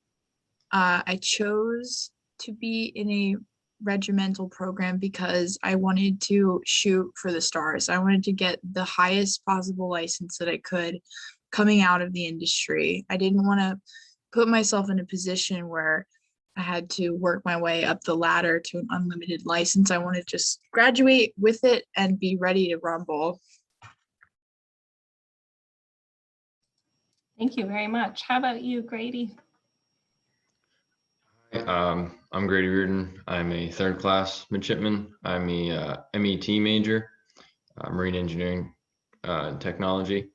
I decided to join the Regiment of Midshipmen and pursue this major like kind of halfway through my junior year of high school. I really didn't have any direction when I was coming out of high school, and then I came on a tour and I was immediately hooked. I've always wanted to do something with my hands and explore the world and stuff like that, but I never knew quite where I could do that. And then I took one tour and it was like, holy crap, this is perfect. So that's what I've always wanted to do. So that's why I'm here. Awesome, thank you. Little do you all know, Grady is one of our student tour guides. So now he's given back to the next classes of Maine Maritime students. Joe, how about you? Hello, I'm Joseph Van Ness. I'm in the VUT major here. I'm actually a junior as well. So I don't have to be in the regiment, but I chose to go in the regiment. And some of the reasons I chose to go in the regiment were to, feel more a part of the school. Because I actually was initially a non-reg.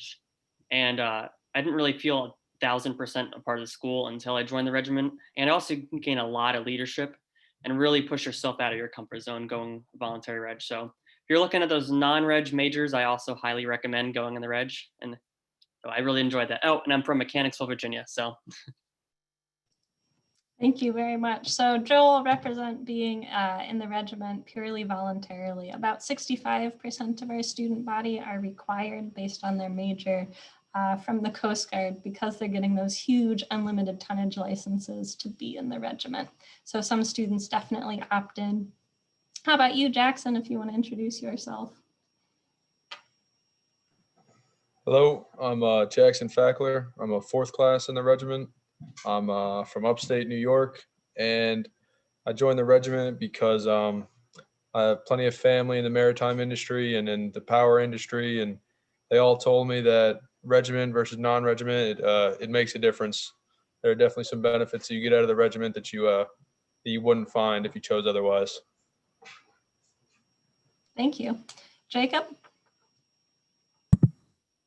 Good afternoon, everyone. My name is Jacob Olson. I am a second class or a junior. My major is marine engineering technology, which is one of the majors that requires participation in the regiment. What else? I'm on the Maine Maritime men's soccer team, and I am currently cadet chief engineer. And I'm also in the NROTC strategic sea lift program. So I'm pretty involved on campus, and if any of those things you're looking at, then happy to talk to you about it. Thank you. That strategic sea lift midshipman program that we have is sort of housed underneath our NROTC unit, and it's specifically open for students pursuing either the engine or the deck side of that huge unlimited tonnage license. And when you graduate, you go into what's called the Navy Reserves. So I'm glad that you mentioned that, Jacob. For anybody who's interested in that and serving in that capacity when you graduate, Jacob's a great one to ask. And we've got Hawk as well. Do you mind introducing yourself? Hi, thank you. My name is Hawk Magliozzi. I'm a senior at Maine Maritime in the Marine Transportation Operations major. I'm a midshipman first class, which though the regiment is independent of your academic class level, they usually coincide.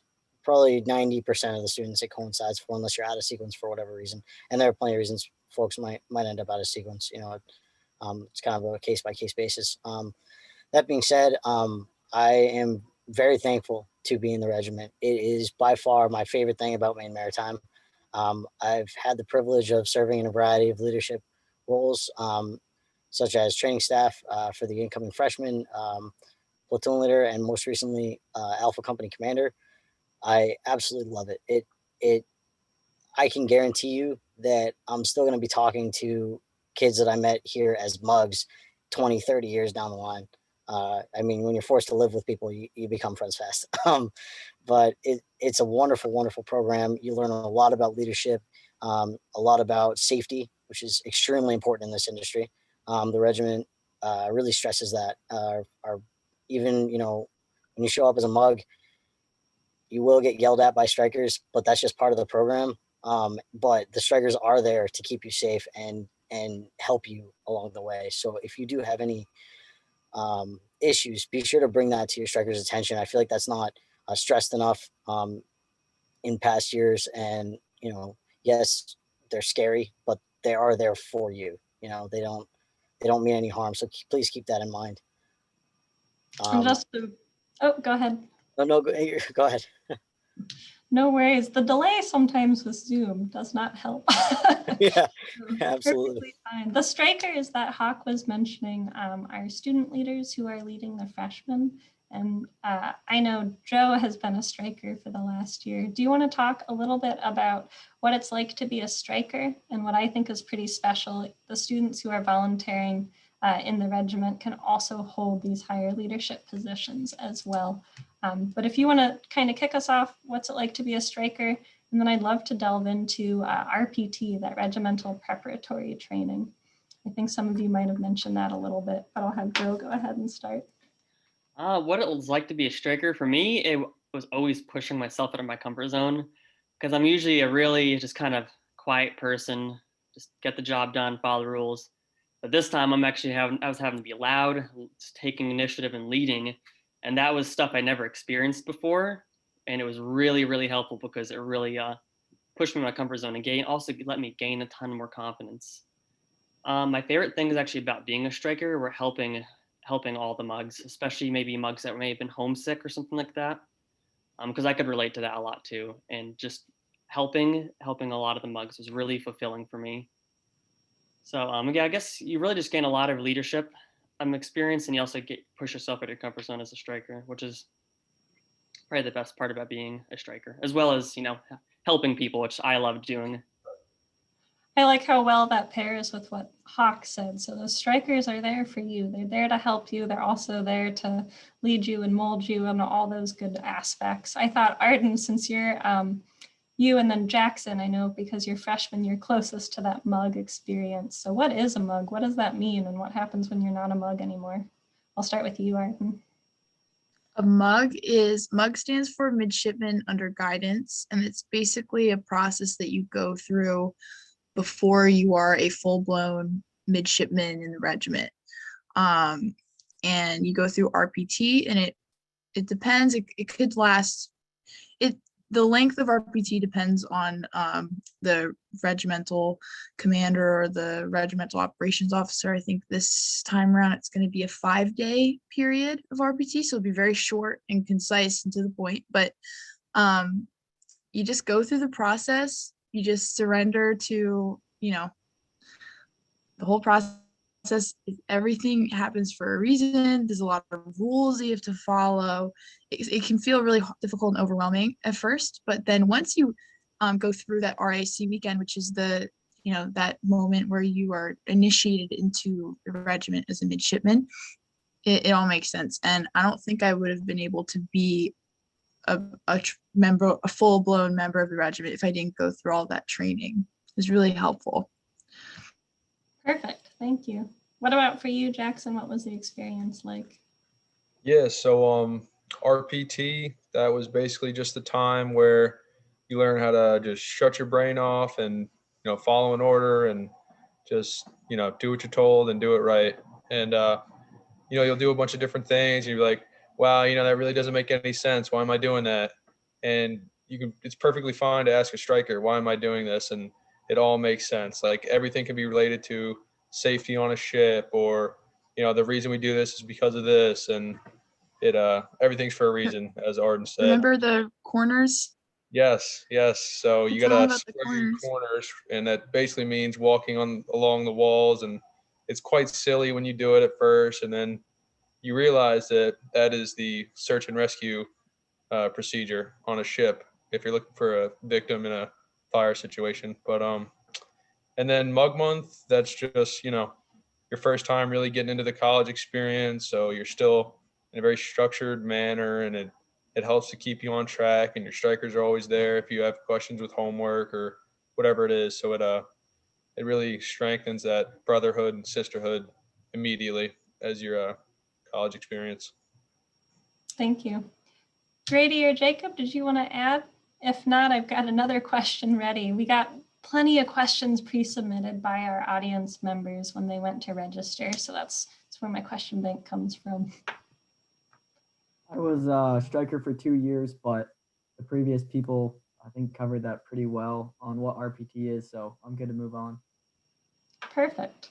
So maybe you or Grady can take this one.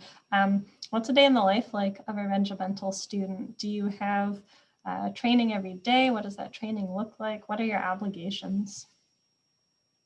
So typically under normal circumstances, pre-COVID, we would have muster every morning at about 6:50. Muster is basically attendance for the entire regiment.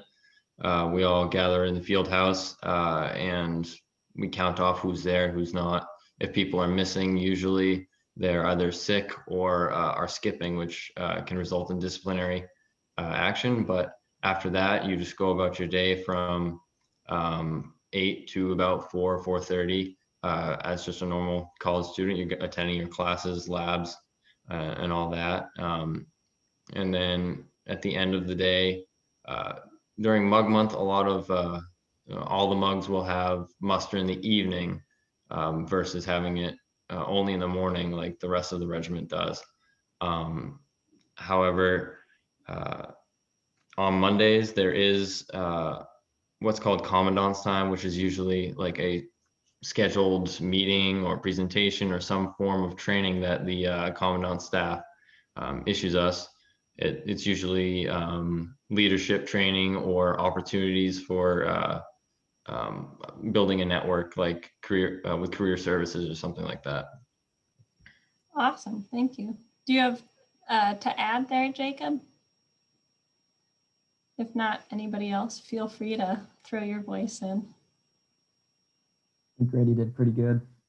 Perfect, yeah. Sometimes I can't tell. I've gotten so used to the mask. When you zoom, you see the full face, and I've forgotten what facial expressions are like. So just gonna throw that out there for all the audience members. Zoom is a strange world. If I may add, oh, sorry. Yeah, go ahead. I was just gonna say, I'm glad to have it because otherwise we couldn't do things like this. Go ahead, Hawk.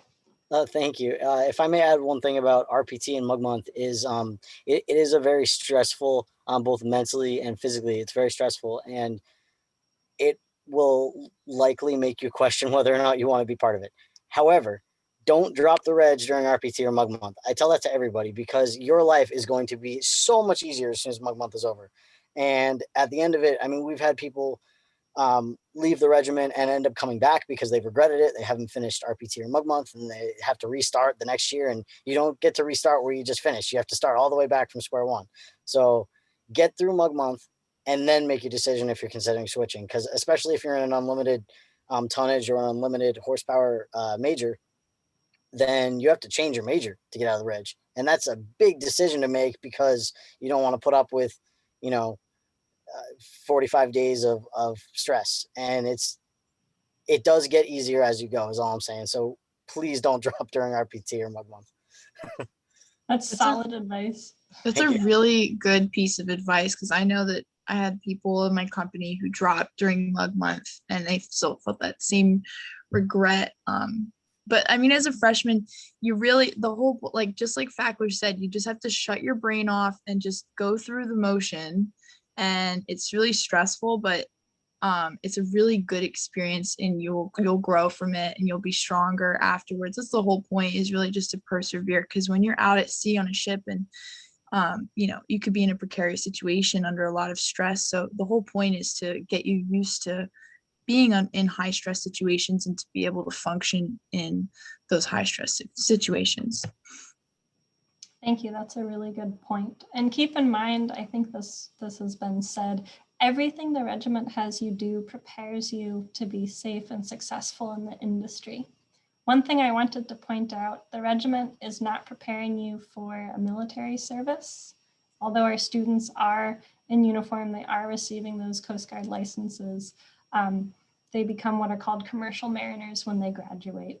About 5 to 8% of our students go that Navy Reserve unit like Jacob, or in that Naval ROTC program, the Marine Corps option. But typically our students are going into the commercial industry. I did want to take a moment. I know a few of you haven't yet had that freshman and junior summer cruise, but for those of you that have, what is that summer sea term like? What is it like cruising? Where have you gone? I think I can touch on this a little bit. I've only done my freshman cruise a few years ago. I was supposed to go on junior cruise last summer, but then COVID hit and the world shut down, and it was really weird. For lack of a better description, you cross the Atlantic. It takes like 2 weeks to get to Europe, but I went to, I want to say 5 or 6 different ports in Europe, and it was pretty cool. And I'm a person who really hates to travel, which is ironic because I go to my maritime. But it was cool. In the movies when this is probably what surprised me the most, but in the movies when they show you the deep blue and it's this weird shade of blue and you're like, that's not what the ocean looks like. Well, guess what it is? It's bright and it's weird. And that surprised me the most. And then when you get back to Maine, you start to smell Maine and you're like, oh boy, I'm almost home. But it's awesome. You're with your friends. You're less than 500 feet away from everybody at all times, because that's how big the ship is.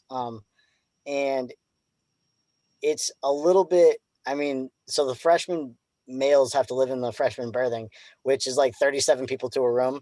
I see Arden is covering her face. The females get much better rooms because there's only like 5 of you. But it's bring an extra towel because it's gross down there, and but it's a stressful situation because it's the first time you're going to be gone for like 70 days, and you're at sea for the majority of that. However, in non-COVID years, you do get port time, and that's pretty cool. Yes, I see the question just came in. Yes, you're able to explore Europe. This year, we're not getting any liberty at all because of COVID.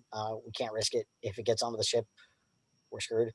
But hopefully by the time you guys get here, this vaccine will be spread out far enough that you'll get some time at least. But yeah, I got to explore Portugal, the Netherlands, Spain. It was cool. I got sand from my mom from all the ports. She was so excited. Yeah, that's pretty much all I have to say about cruise. But actually, there's a lot of training that you're going to go through every single day on cruise. You have training days, watch days, utility, which is cleaning, and training days. Training is with officers who work for the school. A lot of them are former captains or former chief engineers. They come on board and they'll teach you how to navigate and or do engine stuff. I don't know. I'm a deck student. I have no idea what the engine kids do. But so you'll do that for like 2 or 3, 4 days at a time. Then you'll go and watch, where you'll stand 4-hour watches every. And you'll have 8 hours off, 4 hours on, 8 hours off, and for several days at a time. But you'll learn how to stand in those watch capacities well before cruise, so that you'll have an idea of what you're doing when you get there. Watch is probably the most important thing we do on the ship, because if something goes wrong, we need to know about it right away, for safety reasons. We have had situations in the past where if it weren't for watch standards, we could have been in pretty detrimental situations. But thanks to people doing their jobs, we're able to recover, and we're all set. Utility is usually after watch because it's kind of a break. You clean the ship, but you only work for a few hours a day on those days. It's a little bit of a recovery from after 4 days of watch where you're just exhausted. And you'll be working alongside the juniors. Freshmen and juniors travel together. They're there to mentor you and teach you, and guide you through the entire process of cruise. And you'll have what we call big brothers. So a junior will be assigned to you to teach you how to do your cruise project, and how to if you have any questions about navigating or anything else, the juniors they already know kind of what they're doing, so they're there to walk you through it. That's pretty much everything, I think. Perfect. Yeah, I think that was very thorough. For those of you who haven't yet cruised, I know you've just gone through pre-cruise, which is a whole process in and of itself to get you prepared. But what are you looking forward to? I'm going to start with Grady because I know as a sophomore, you didn't get to cruise last year for your freshman. So a much anticipated, very different cruise because of COVID. So yeah, our cruise is going to be pretty different than a typical freshman year, as so I'm told. Instead of getting off and being able to explore and stuff, we're going to be we're just going to do our operations in the port, tying off and departing. But being 2 years prepared versus just the 1 year prepared, it's really something that I'm looking forward to this summer. I know that it's going to be a great experience. All my upperclassmen are telling me that I'm going to like it a lot. And when we actually do leave, it's going to be something sort of surreal because, I've never been away from home for more than I don't know, 4 weeks at a time. And I'll be going for a little over a month. So for me, and I guarantee many of my other third class sophomores, it's going to be an incredible experience, and I can't wait to get out and do it. Awesome. Thank you. I had one question for Joe. Since you're voluntary in the Reg, what are your summers like? Are you on the training ship? What do you do? Okay, so yeah, so for VOT, we go on co-ops every summer. So it's kind of like cadet shipping. We have the same large C project to put together, but we have to find our own companies. So you go out and you work with a company, and what I like about that is it's not in a controlled environment. You have real stuff happen. Like literally the day I got to my ship, we had a huge fire. So and it's just crazy stuff. But I had fun. We were in Alaska for my entire time there, and it was really cool. I couldn't believe I was 20 years old, and there was like a glacier to my off my starboard side or whatever, and a whale jumping out of the water and a bald eagle coming over the bow like this. I'm like watching some Nat Geo show, but in real life. It's really cool. But yeah, you'll go out and work with the company. You still need sea time. You'll still stand watches out when you're with the company, and you'll put your project together. And you also get paid, which is another great bonus as well. So. And that segues nicely. So for that third summer for the regimental students, you will also cadetship working out in the industry. Jacob, did you cadetship? I'm not sure which class you're in. I can touch on that. Please, And thank you. real briefly, back to cruise. My freshman cruise went to Tallinn, Estonia, England, Vigo, Spain, Barcelona, Spain, and Oslo, Norway. So they try to mix it up every year. Unfortunately, both cruises this summer are domestic with no liberty. But hopefully, for all of you prospective students, hopefully COVID's kind of in the rear view and we can get back to going out to these beautiful countries and exploring. So between freshman cruise and junior cruise, you do your cadet shipping, and that is set up through career services. I applied for a Crowley billet. I don't know if anyone's heard of Crowley, but they're a big shipping company. I got that billet, and I ended up picking my ship, and out of a list, they give you a list to pick from, and I picked the MV Washington, which is a 830-foot long crude oil tanker. And I spent the summer going to Valdez, Alaska, where we picked up Alaskan North Slope crude oil, and we shipped it down to California and Washington, various ports, and that's where we discharged. And then back up to Alaska we went. I was on for 66 days, and in that time, you're working closely with the ship's crew, whether you're engine or deck. So since I'm an engine major, I was working every day in the engine room. Depending on which ship you go and which company you go on, depends on how much work you're actually going to do. I know some companies don't have cadets work on Sundays. Some of them say come down at 8. I was working 12-hour days, 7 days a week. It was a lot of work, but my crew was really good. One thing that you should know right now about cadet shipping is it's a learning experience, not so much as a lucrative summer experience. You make $4.60 per hour. That's the cadet minimum, but it's required. You have to do it. And on top of that, you have a C project. I can't speak to the deck C project, but the engine C project is about 22 drawings, system drawings you have to do, and over 200 questions you have to answer, as well as a daily log that you have to keep. But like I said, it was a great experience. I learned more cadet shipping than any class or freshman cruise or anything else really, because it's everything you've learned, but you're applying it. So that's cadet shipping in a nutshell. If you have any questions, I'd love to talk more about it. That's awesome. Thank you so much. Unfortunately, we're running up on time, even though I had like 20 more questions. There's always a lot of questions for our regimental student panelists. So thank you all so much for using that chat. I hope you got some great answers. If you all, the panelists, want to stay on just for a couple minutes just to see if there are any other questions that come in. Thank you so much for taking time out of your this like beautiful sunny Saturday to hop on the Zoom to speak with our prospective students. I know that finals are coming up, so I really appreciate that you were able to take this time.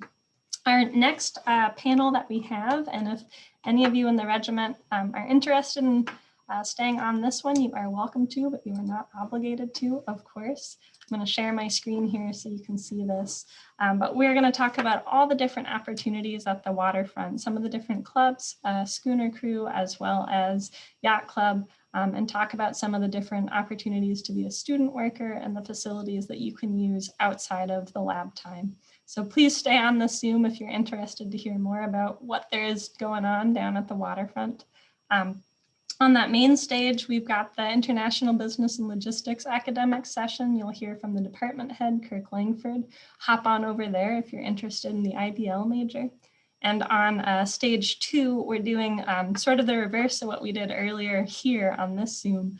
It'll again be a panel focused on career services, but we've invited a few different alumni to come and speak to how the Maine Maritime Academy education prepared them for the careers or the post-graduate studies that they pursued, how that Maine Maritime undergraduate degree really paved the way for them. So there's a lot of different types and styles of alumni that are going to be joining us. So that should be pretty excellent as well. But as you're shuffling around, feel free to hop on for the panelists that are coming in to talk about all things down at the waterfront. Welcome. Feel free to turn that video on. And we'll go ahead and get started. So my name is Elizabeth Allaby. I'm an admissions counselor at Maine Maritime, and welcome to our 5th and final session here on this stage, so to say. I'm so glad that everybody took the time to join us, especially today. Spoiler, I know a lot of these panelists were down at the waterfront, or still are, to celebrate the Bowden's birthday, and they'll tell you more about that. Just a few housekeeping items. Please keep yourselves on mute. That helps us sort of streamline our conversation. However, we do still want to hear from you. So please take advantage of that chat function. We are going to be looking at that, either typing out answers or answering them live. So we definitely want to hear from you. The session is for you. So be sure that you get your questions answered and into us.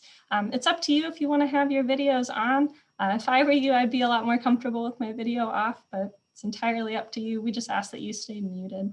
So other than that, with no further ado, I'll have you all introduce yourselves and we'll see how this goes. Perfect. Hope, would you like to start?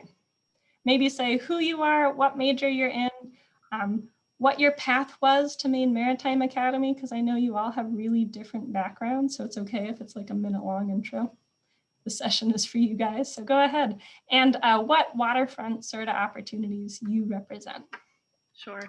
My name is Hope Thomas for everyone. Also, Elizabeth, I just do have a side note. Pat can't get in.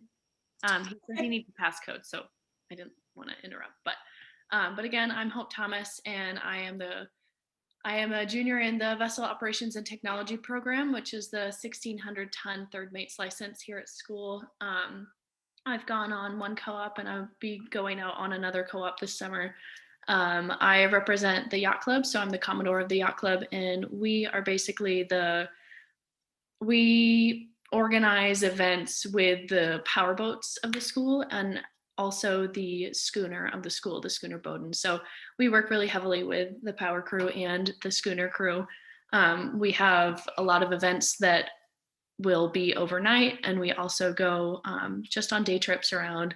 We also offer supplemental seamanship, which is just like an extracurricular after hours type deals for any of those people who like to be on boats. It doesn't matter like your level of boat handling experience. You just come down and enjoy the waterfront. It's really fun. You can get signed off to work on the waterfront, work on boats, stuff like that. So it's a really exciting thing. I have been a part of the whole yacht club / waterfronts since I've gotten it to school. So I would highly encourage all of you guys to really get down there and get to know the people down there. They're really great, and they'll definitely help you out for like anything, like with anything that you need. If you show you're competent, you can work in like the carpentry area.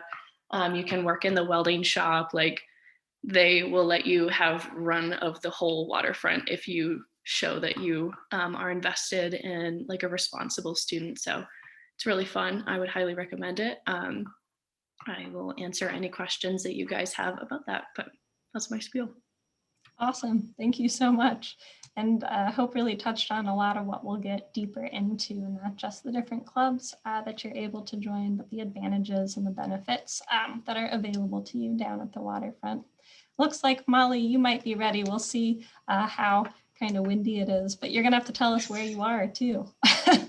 Hi, my name is Molly McGinnis. I am a third class in MTO, and I'm also the student second mate aboard Schooner Bowden. And we are just wrapping up our 100th anniversary waterfront events. As you can see, we are on Bowden currently. We just took the cover off today. And I've been a part of Schooner Bowden since I was a freshman last year at MMA. And I started out as a volunteer, coming down, learning how to sail, doing spring maintenance, and helping with the uprig. And this year we have done day sails, weekend trips, and we are currently planning, hopefully for the summer of 2022, another trip to the Arctic. So a lot of things going down the waterfront. If you have any questions about Schooner Bowden or sailing or rigging, feel free to ask. Thank you, Molly. And how about you, Ryan? If you don't mind sort of saying your path to Maine Maritime Academy, that's to me always really interesting how our students wind up here, because we've got a variety of students with different backgrounds and your connections to the waterfront and the different clubs. Sure. So my name is Ryan Reed. I am a freshman here in the VOT program. I'm minoring in the aux sail program. And yeah, like Elizabeth said, I have kind of a long route to getting here. I'm a former Navy veteran. I was a rescue swimmer in the Navy for a number of years. And then after that, I was a professional freediving instructor and travel all around the world, teaching people how to hold their breath and dive really, really deep. And yeah, that's super exciting. And then of course, COVID hit. So that was as good a time as any to decide to come back to school. As you can probably see in my video, it's kind of sunny where I'm sitting. I'm actually on deck of the Schooner Bowden. I'm the current president or student first mate of the schooner crew. And like Molly just mentioned, we're in the process of planning the next Arctic trip. For any of you that don't know, the last trip was in 2008. So it's been a hot minute. And we're very, very excited. We just took the cover off today to celebrate her 100th anniversary, her birthday, which is actually next Saturday, but we have finals. So there's that. I'm actually on my iPad, so a little bit later, Elizabeth, if you want me to kind of walk around a little bit, I am more than willing to do that. I'd say do it right now. Okay. And we'll see Molly. So. So yeah, I'm actually up on the now. So looking behind me is all of the deck, brand new painted windlass right behind me. I don't know how well you can see this, but I've got both their masts right there. Everything's been repainted. We're going to rescuff the deck and re-oil it all in the next week or so. And then in the next week and a half to 2 weeks, the entire boat will be completely uprigged. The only thing on right now as far as spars is the main boom, which is on deck. All the rest of the booms and the sails are in the lockers and inside the building. Enough is behind me. So there's most of the waterfront behind me, awesome. The Ocean Studies building. And then right behind me, we've got the tug, Pennagoet, Friendship, and the Captain Susan Clark. And then obviously that really big behemoth is TSOM, which as a VOT, thankfully, I don't get to spend a lot of time on that because the Navy, I was on boats that made a rowboat. Oh, that's awesome. Thank you so much for that sort of show into the waterfront. So for all the viewers, if you are interested in more of those vessels, we can repeat and tell you what they're used for.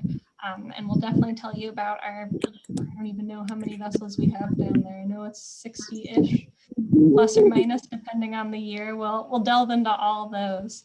Thank you a lot, Ryan, for giving us that awesome tour. And it's kind of exciting to see how bright and beautiful blue the sky is out there. We've got our fourth and final panelist joined us, Patrick. If you don't mind introducing yourself, saying where you're from and why you chose to pursue the program that you're in at Maine Maritime, that would be great. Yeah, I'm in vessel operations and technology. I'm a junior and I am from South Portland, Maine. I decided I wanted to attend MMA definitely because of all of the hands-on labs and experiences outside of your actual like core classes and everything, like the extracurriculars. I really liked being able to become a part of everything on campus that you wanted to be a part of. Thank you.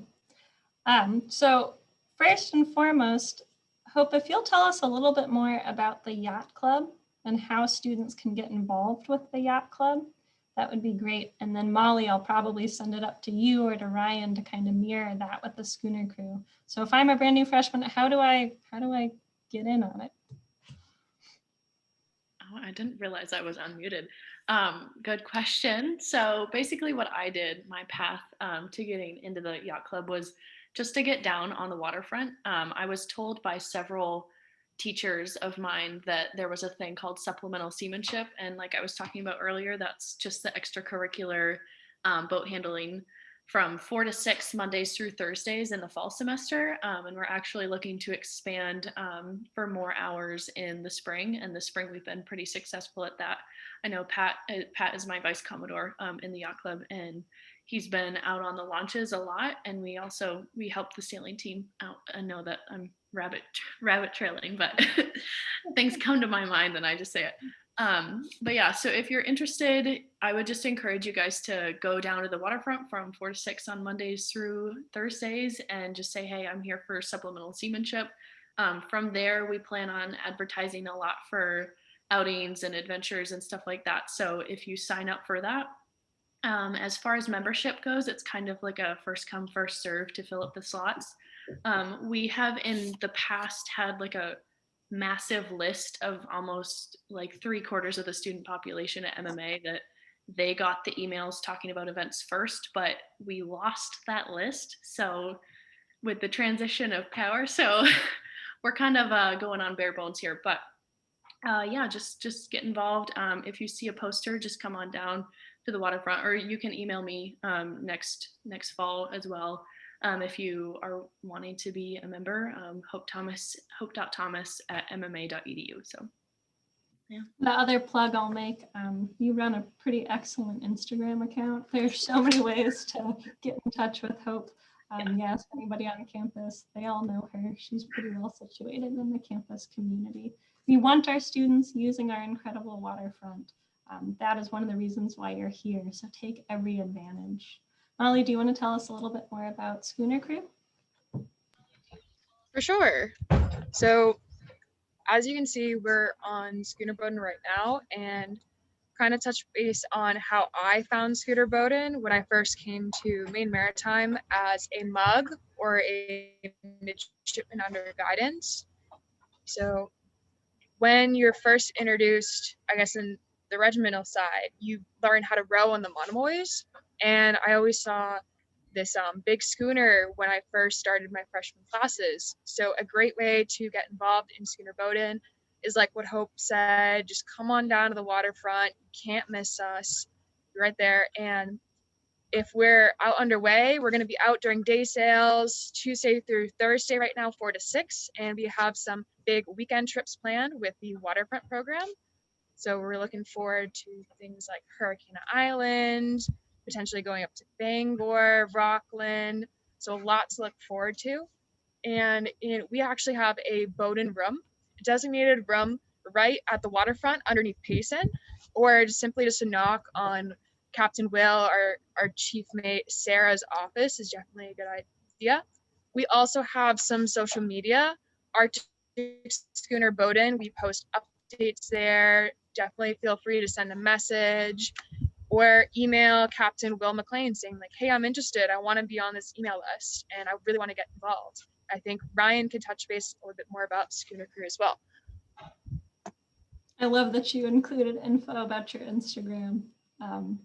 They're just, incredible photos are taken and content is shared because the opportunities that you guys have are incredible. So I definitely encourage you check out Arctic Schooner Bowden's as well. Ryan, did you want to follow up with what Molly had added? Absolutely. So like Molly was saying, we are planning a lot of trips this fall. COVID permitting, they're hopefully going to be weekend trips, so sleeping on the boat overnight and whatnot. If not, there's still going to be weekend day trips, that kind of thing. We are going to be sailing every day minus Fridays, so Monday through Thursday. We're going to be meeting on the waterfronts at 4 o'clock, and we're usually back on the dock right around 6 o'clock or so.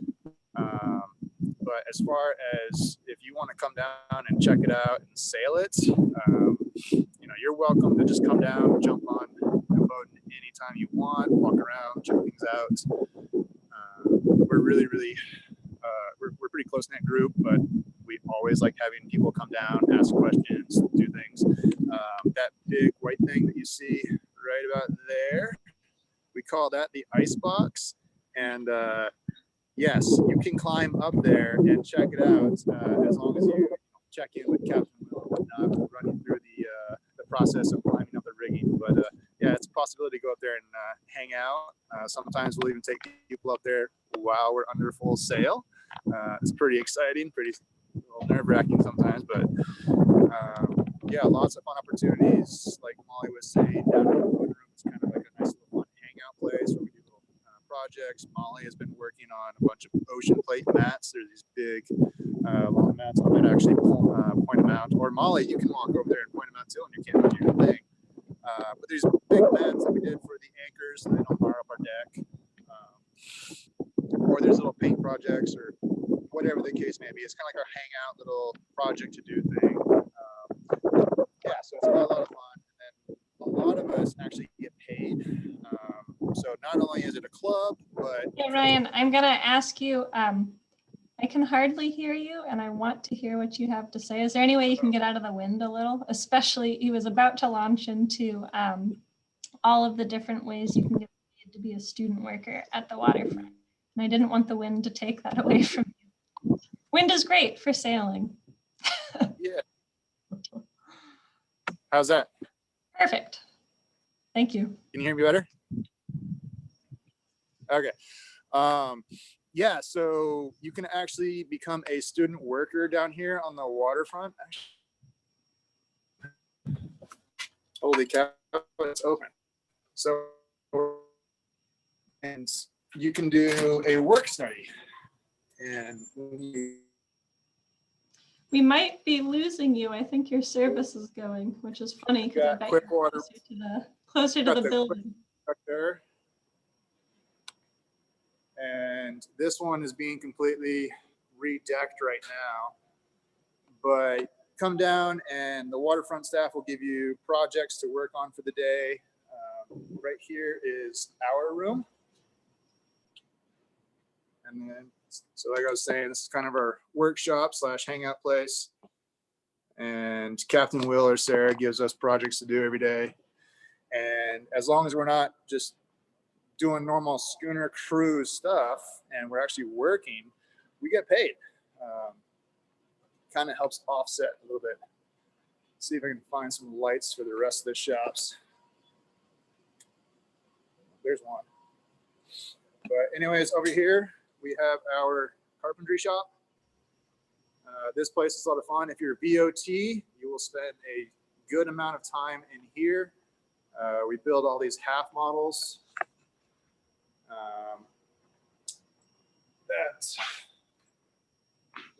It didn't work. Anyways, yeah, there's half models that we build. Your second semester, your freshman year. There's a welding shop.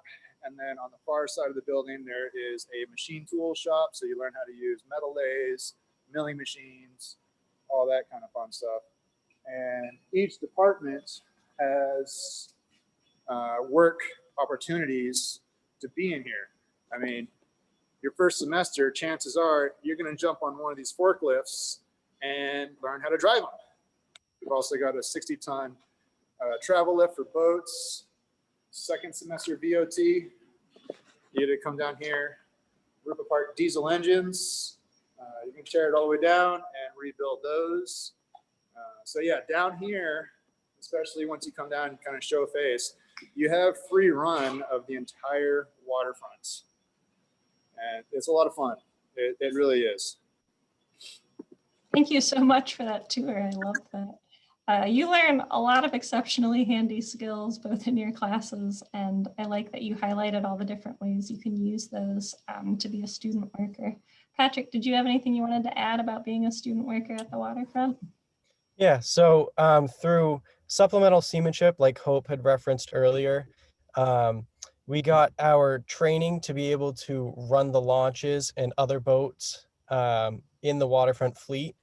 And I currently, well, once you get trained up to be able to run the boats, you can get hired as a student worker to go out for 2 hours or however long with subsea or during special hours on the weekend to bring people for rides, bring people out to the sailboats. That was another way that we got involved with the waterfront. I think that's one of the best ways for us to be able to get involved on the waterfront. And it was good for us to also be able to get paid for it, but be able to actually go out and ride around on boats as well and have fun with it. Thank you. I had a question. This was pre-submitted by some of our audience members. When they registered, they could pre-submit questions. Can students still access the waterfront if they're not getting any type of licenses? Let's say they're in the International Business Program or the Power Engineering. How do you get down there? Absolutely. Go for it, Hope. I would say supplemental seamanship is going to be your best friend if you are IBL or PET or any of the non-licensed majors. Again, it's open to anyone, no matter your level of boat experience or prior knowledge. Like, you can just come down there and like soak up the information. And this is your school that you're paying for. So part of your money is going towards continuing on the boats. So I mean, if you're going to MMA, I just think it's natural that you would be down at the waterfront, even if you are IBL. And we have actually a lot of people from IBL and other non-licensed majors that come down and enjoy it just as much as the people who are getting licenses. So. And just to tie in what Ryan had said when he was showing you the forklift, and the travel lift is what helps to get the boats in and out of the water. I know some of the students like to see more of those portside operations. So you can certainly get out on the water as often as you want, but if you want to learn some of those sort of shipyard skills, that's open as well. Yep. Go for it, Ryan. Yeah, I was just going to tie into that. So even if you don't have any classes on the waterfront, like Hope is saying, come down, ask any of the waterfront staff, like, hey, I want to learn how to use a table saw, or I have this shelf for whatever kind of project that you want to work on, and they will help you work on it. I'm actually going to be building a adjustable standing desk down here, over the next couple of weeks. And it's our shop. It's free time for anybody who wants to come down. You just kind of got to come down and ask. Yeah, grab anybody you see walking down here. And if they don't know the answer, they will tell you who to talk to do whatever you want. This is, like Hope was saying, this is our waterfront. That kind of ties in perfectly with the name of the session. There's a reason I named this Waterfront Playground. It is your place to play. Of course, you're going to learn down there in labs, but I had one question, and I think Molly, maybe you can answer it best. How is it to juggle being part of these clubs, being in the academics and being in the regiment? Do you feel like you have enough time to take advantage of sort of the fun side of the extracurriculars? Not that the regiment is not fun. Of course it is, but sort of these additional pieces. Well, thank you. That is certainly an interesting question. It's kind of funny. We make fun of people who have skills in like a lighthearted way. You're like, you're a person who wears many hats. And one of my hats is next year I'm going to be a second class striker, which means I'm going to be a training staff for regimental freshmen who are coming in. And I also have a leadership role on Bowdoin. So kind of balancing like classes, exams, coming down to the boat, and having muster at 7 a.m. in the morning is certainly important. And for me, school always comes first. I always have good communication with Captain Will and my training staff. So I say, hey, Thursday afternoon, I have a physics exam. That always takes priority over these other really fun opportunities that I have. But I also have responsibilities in these roles. So it's really awesome to be a part of the regiment and to get my unlimited third tonnage mate's license, and also learn some really valuable seamanship skills traditionally on schooner Bowdoin. And it's a whole lot of fun balancing all of that. Thank you. No, that was a perfect answer. I was going to say we only have a couple minutes left in the session. And so I wanted to sort of throw it out to you in the audience. If there are any last second questions you've got for any of our student panelists, please go ahead and throw them in the chat. We'll be sure to follow up and get those answers.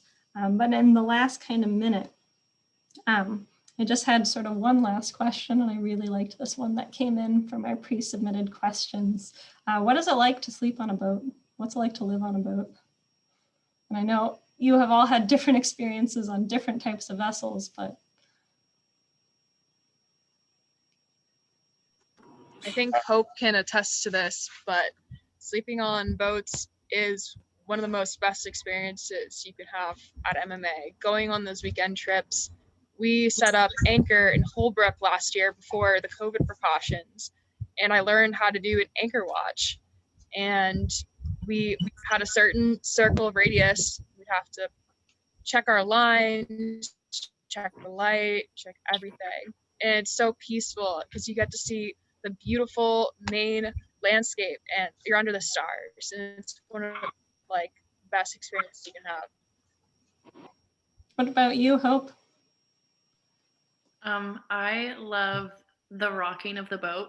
It's like you sleep like no other on a rocking boat, like with the tides and the currents. It's the best. But that depends on the type of boat that you're on. Obviously on the TSOM you wouldn't feel much of that.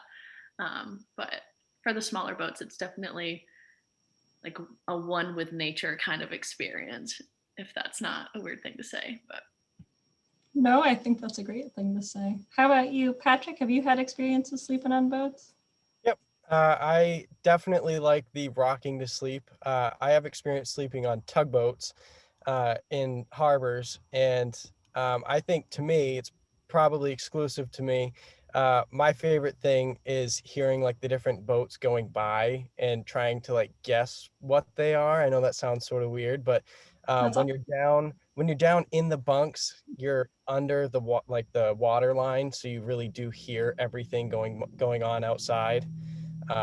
So I think I really like that white noise that it offers, and I definitely think that it's a better sleep than you'll get sitting in a house. Thank you. And last but not least, of course, Ryan, I know you've slept on a lot of different types of vessels. Yeah, so I think the biggest one I've slept on is an aircraft carrier, and I was one of the lucky ones that have a berthing right underneath the catapults. So you want to talk about a rough night sleeping. It's hot and very, very noisy, and every 30 seconds the whole deck shakes. So of course your berthing shakes as well. But with that being said, other large vessels out to sea, you still get that kind of rocking motion. You just don't notice it as much as you do on small boats. But with that being said, I want to second what Patrick said. On small boats, kind of for me, the thing is the quality of the noises. Maybe not so much the other boats driving by, but I think that the audio of sleeping on a small boat, even anchored, is way more soothing.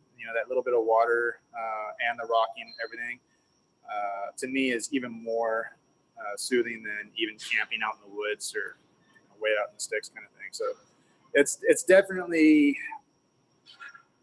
I prefer sleeping on a boat than land. I mean, just go with that.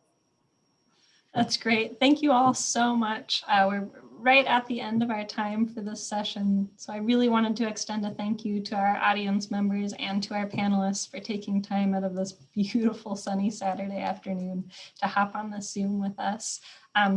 Especially for our panelists, thank you. I know next week you've got finals, so hopefully you've got plenty of good time left to study.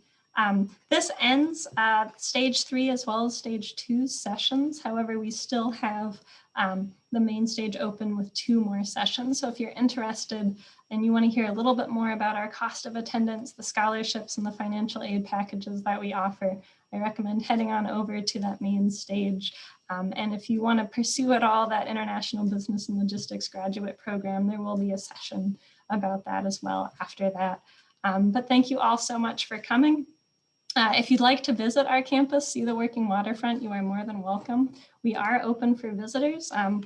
We don't take as large of numbers as we used to due to COVID. And I'll go ahead and I'll put that visit calendar link right here in the chat so you can see that.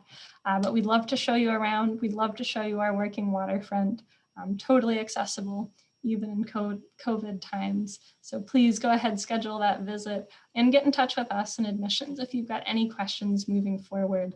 And if you've got specific questions for our panelists, you can always email me those. I'll throw my email address in the chat as well, and you can scribble that down. And I can reach out to any of our panelists for you and get your questions answered. So thank you so much for coming to this virtual open house session. And I wish you all well, and I'll go ahead and I'll end the event. Thank you. Have a good one.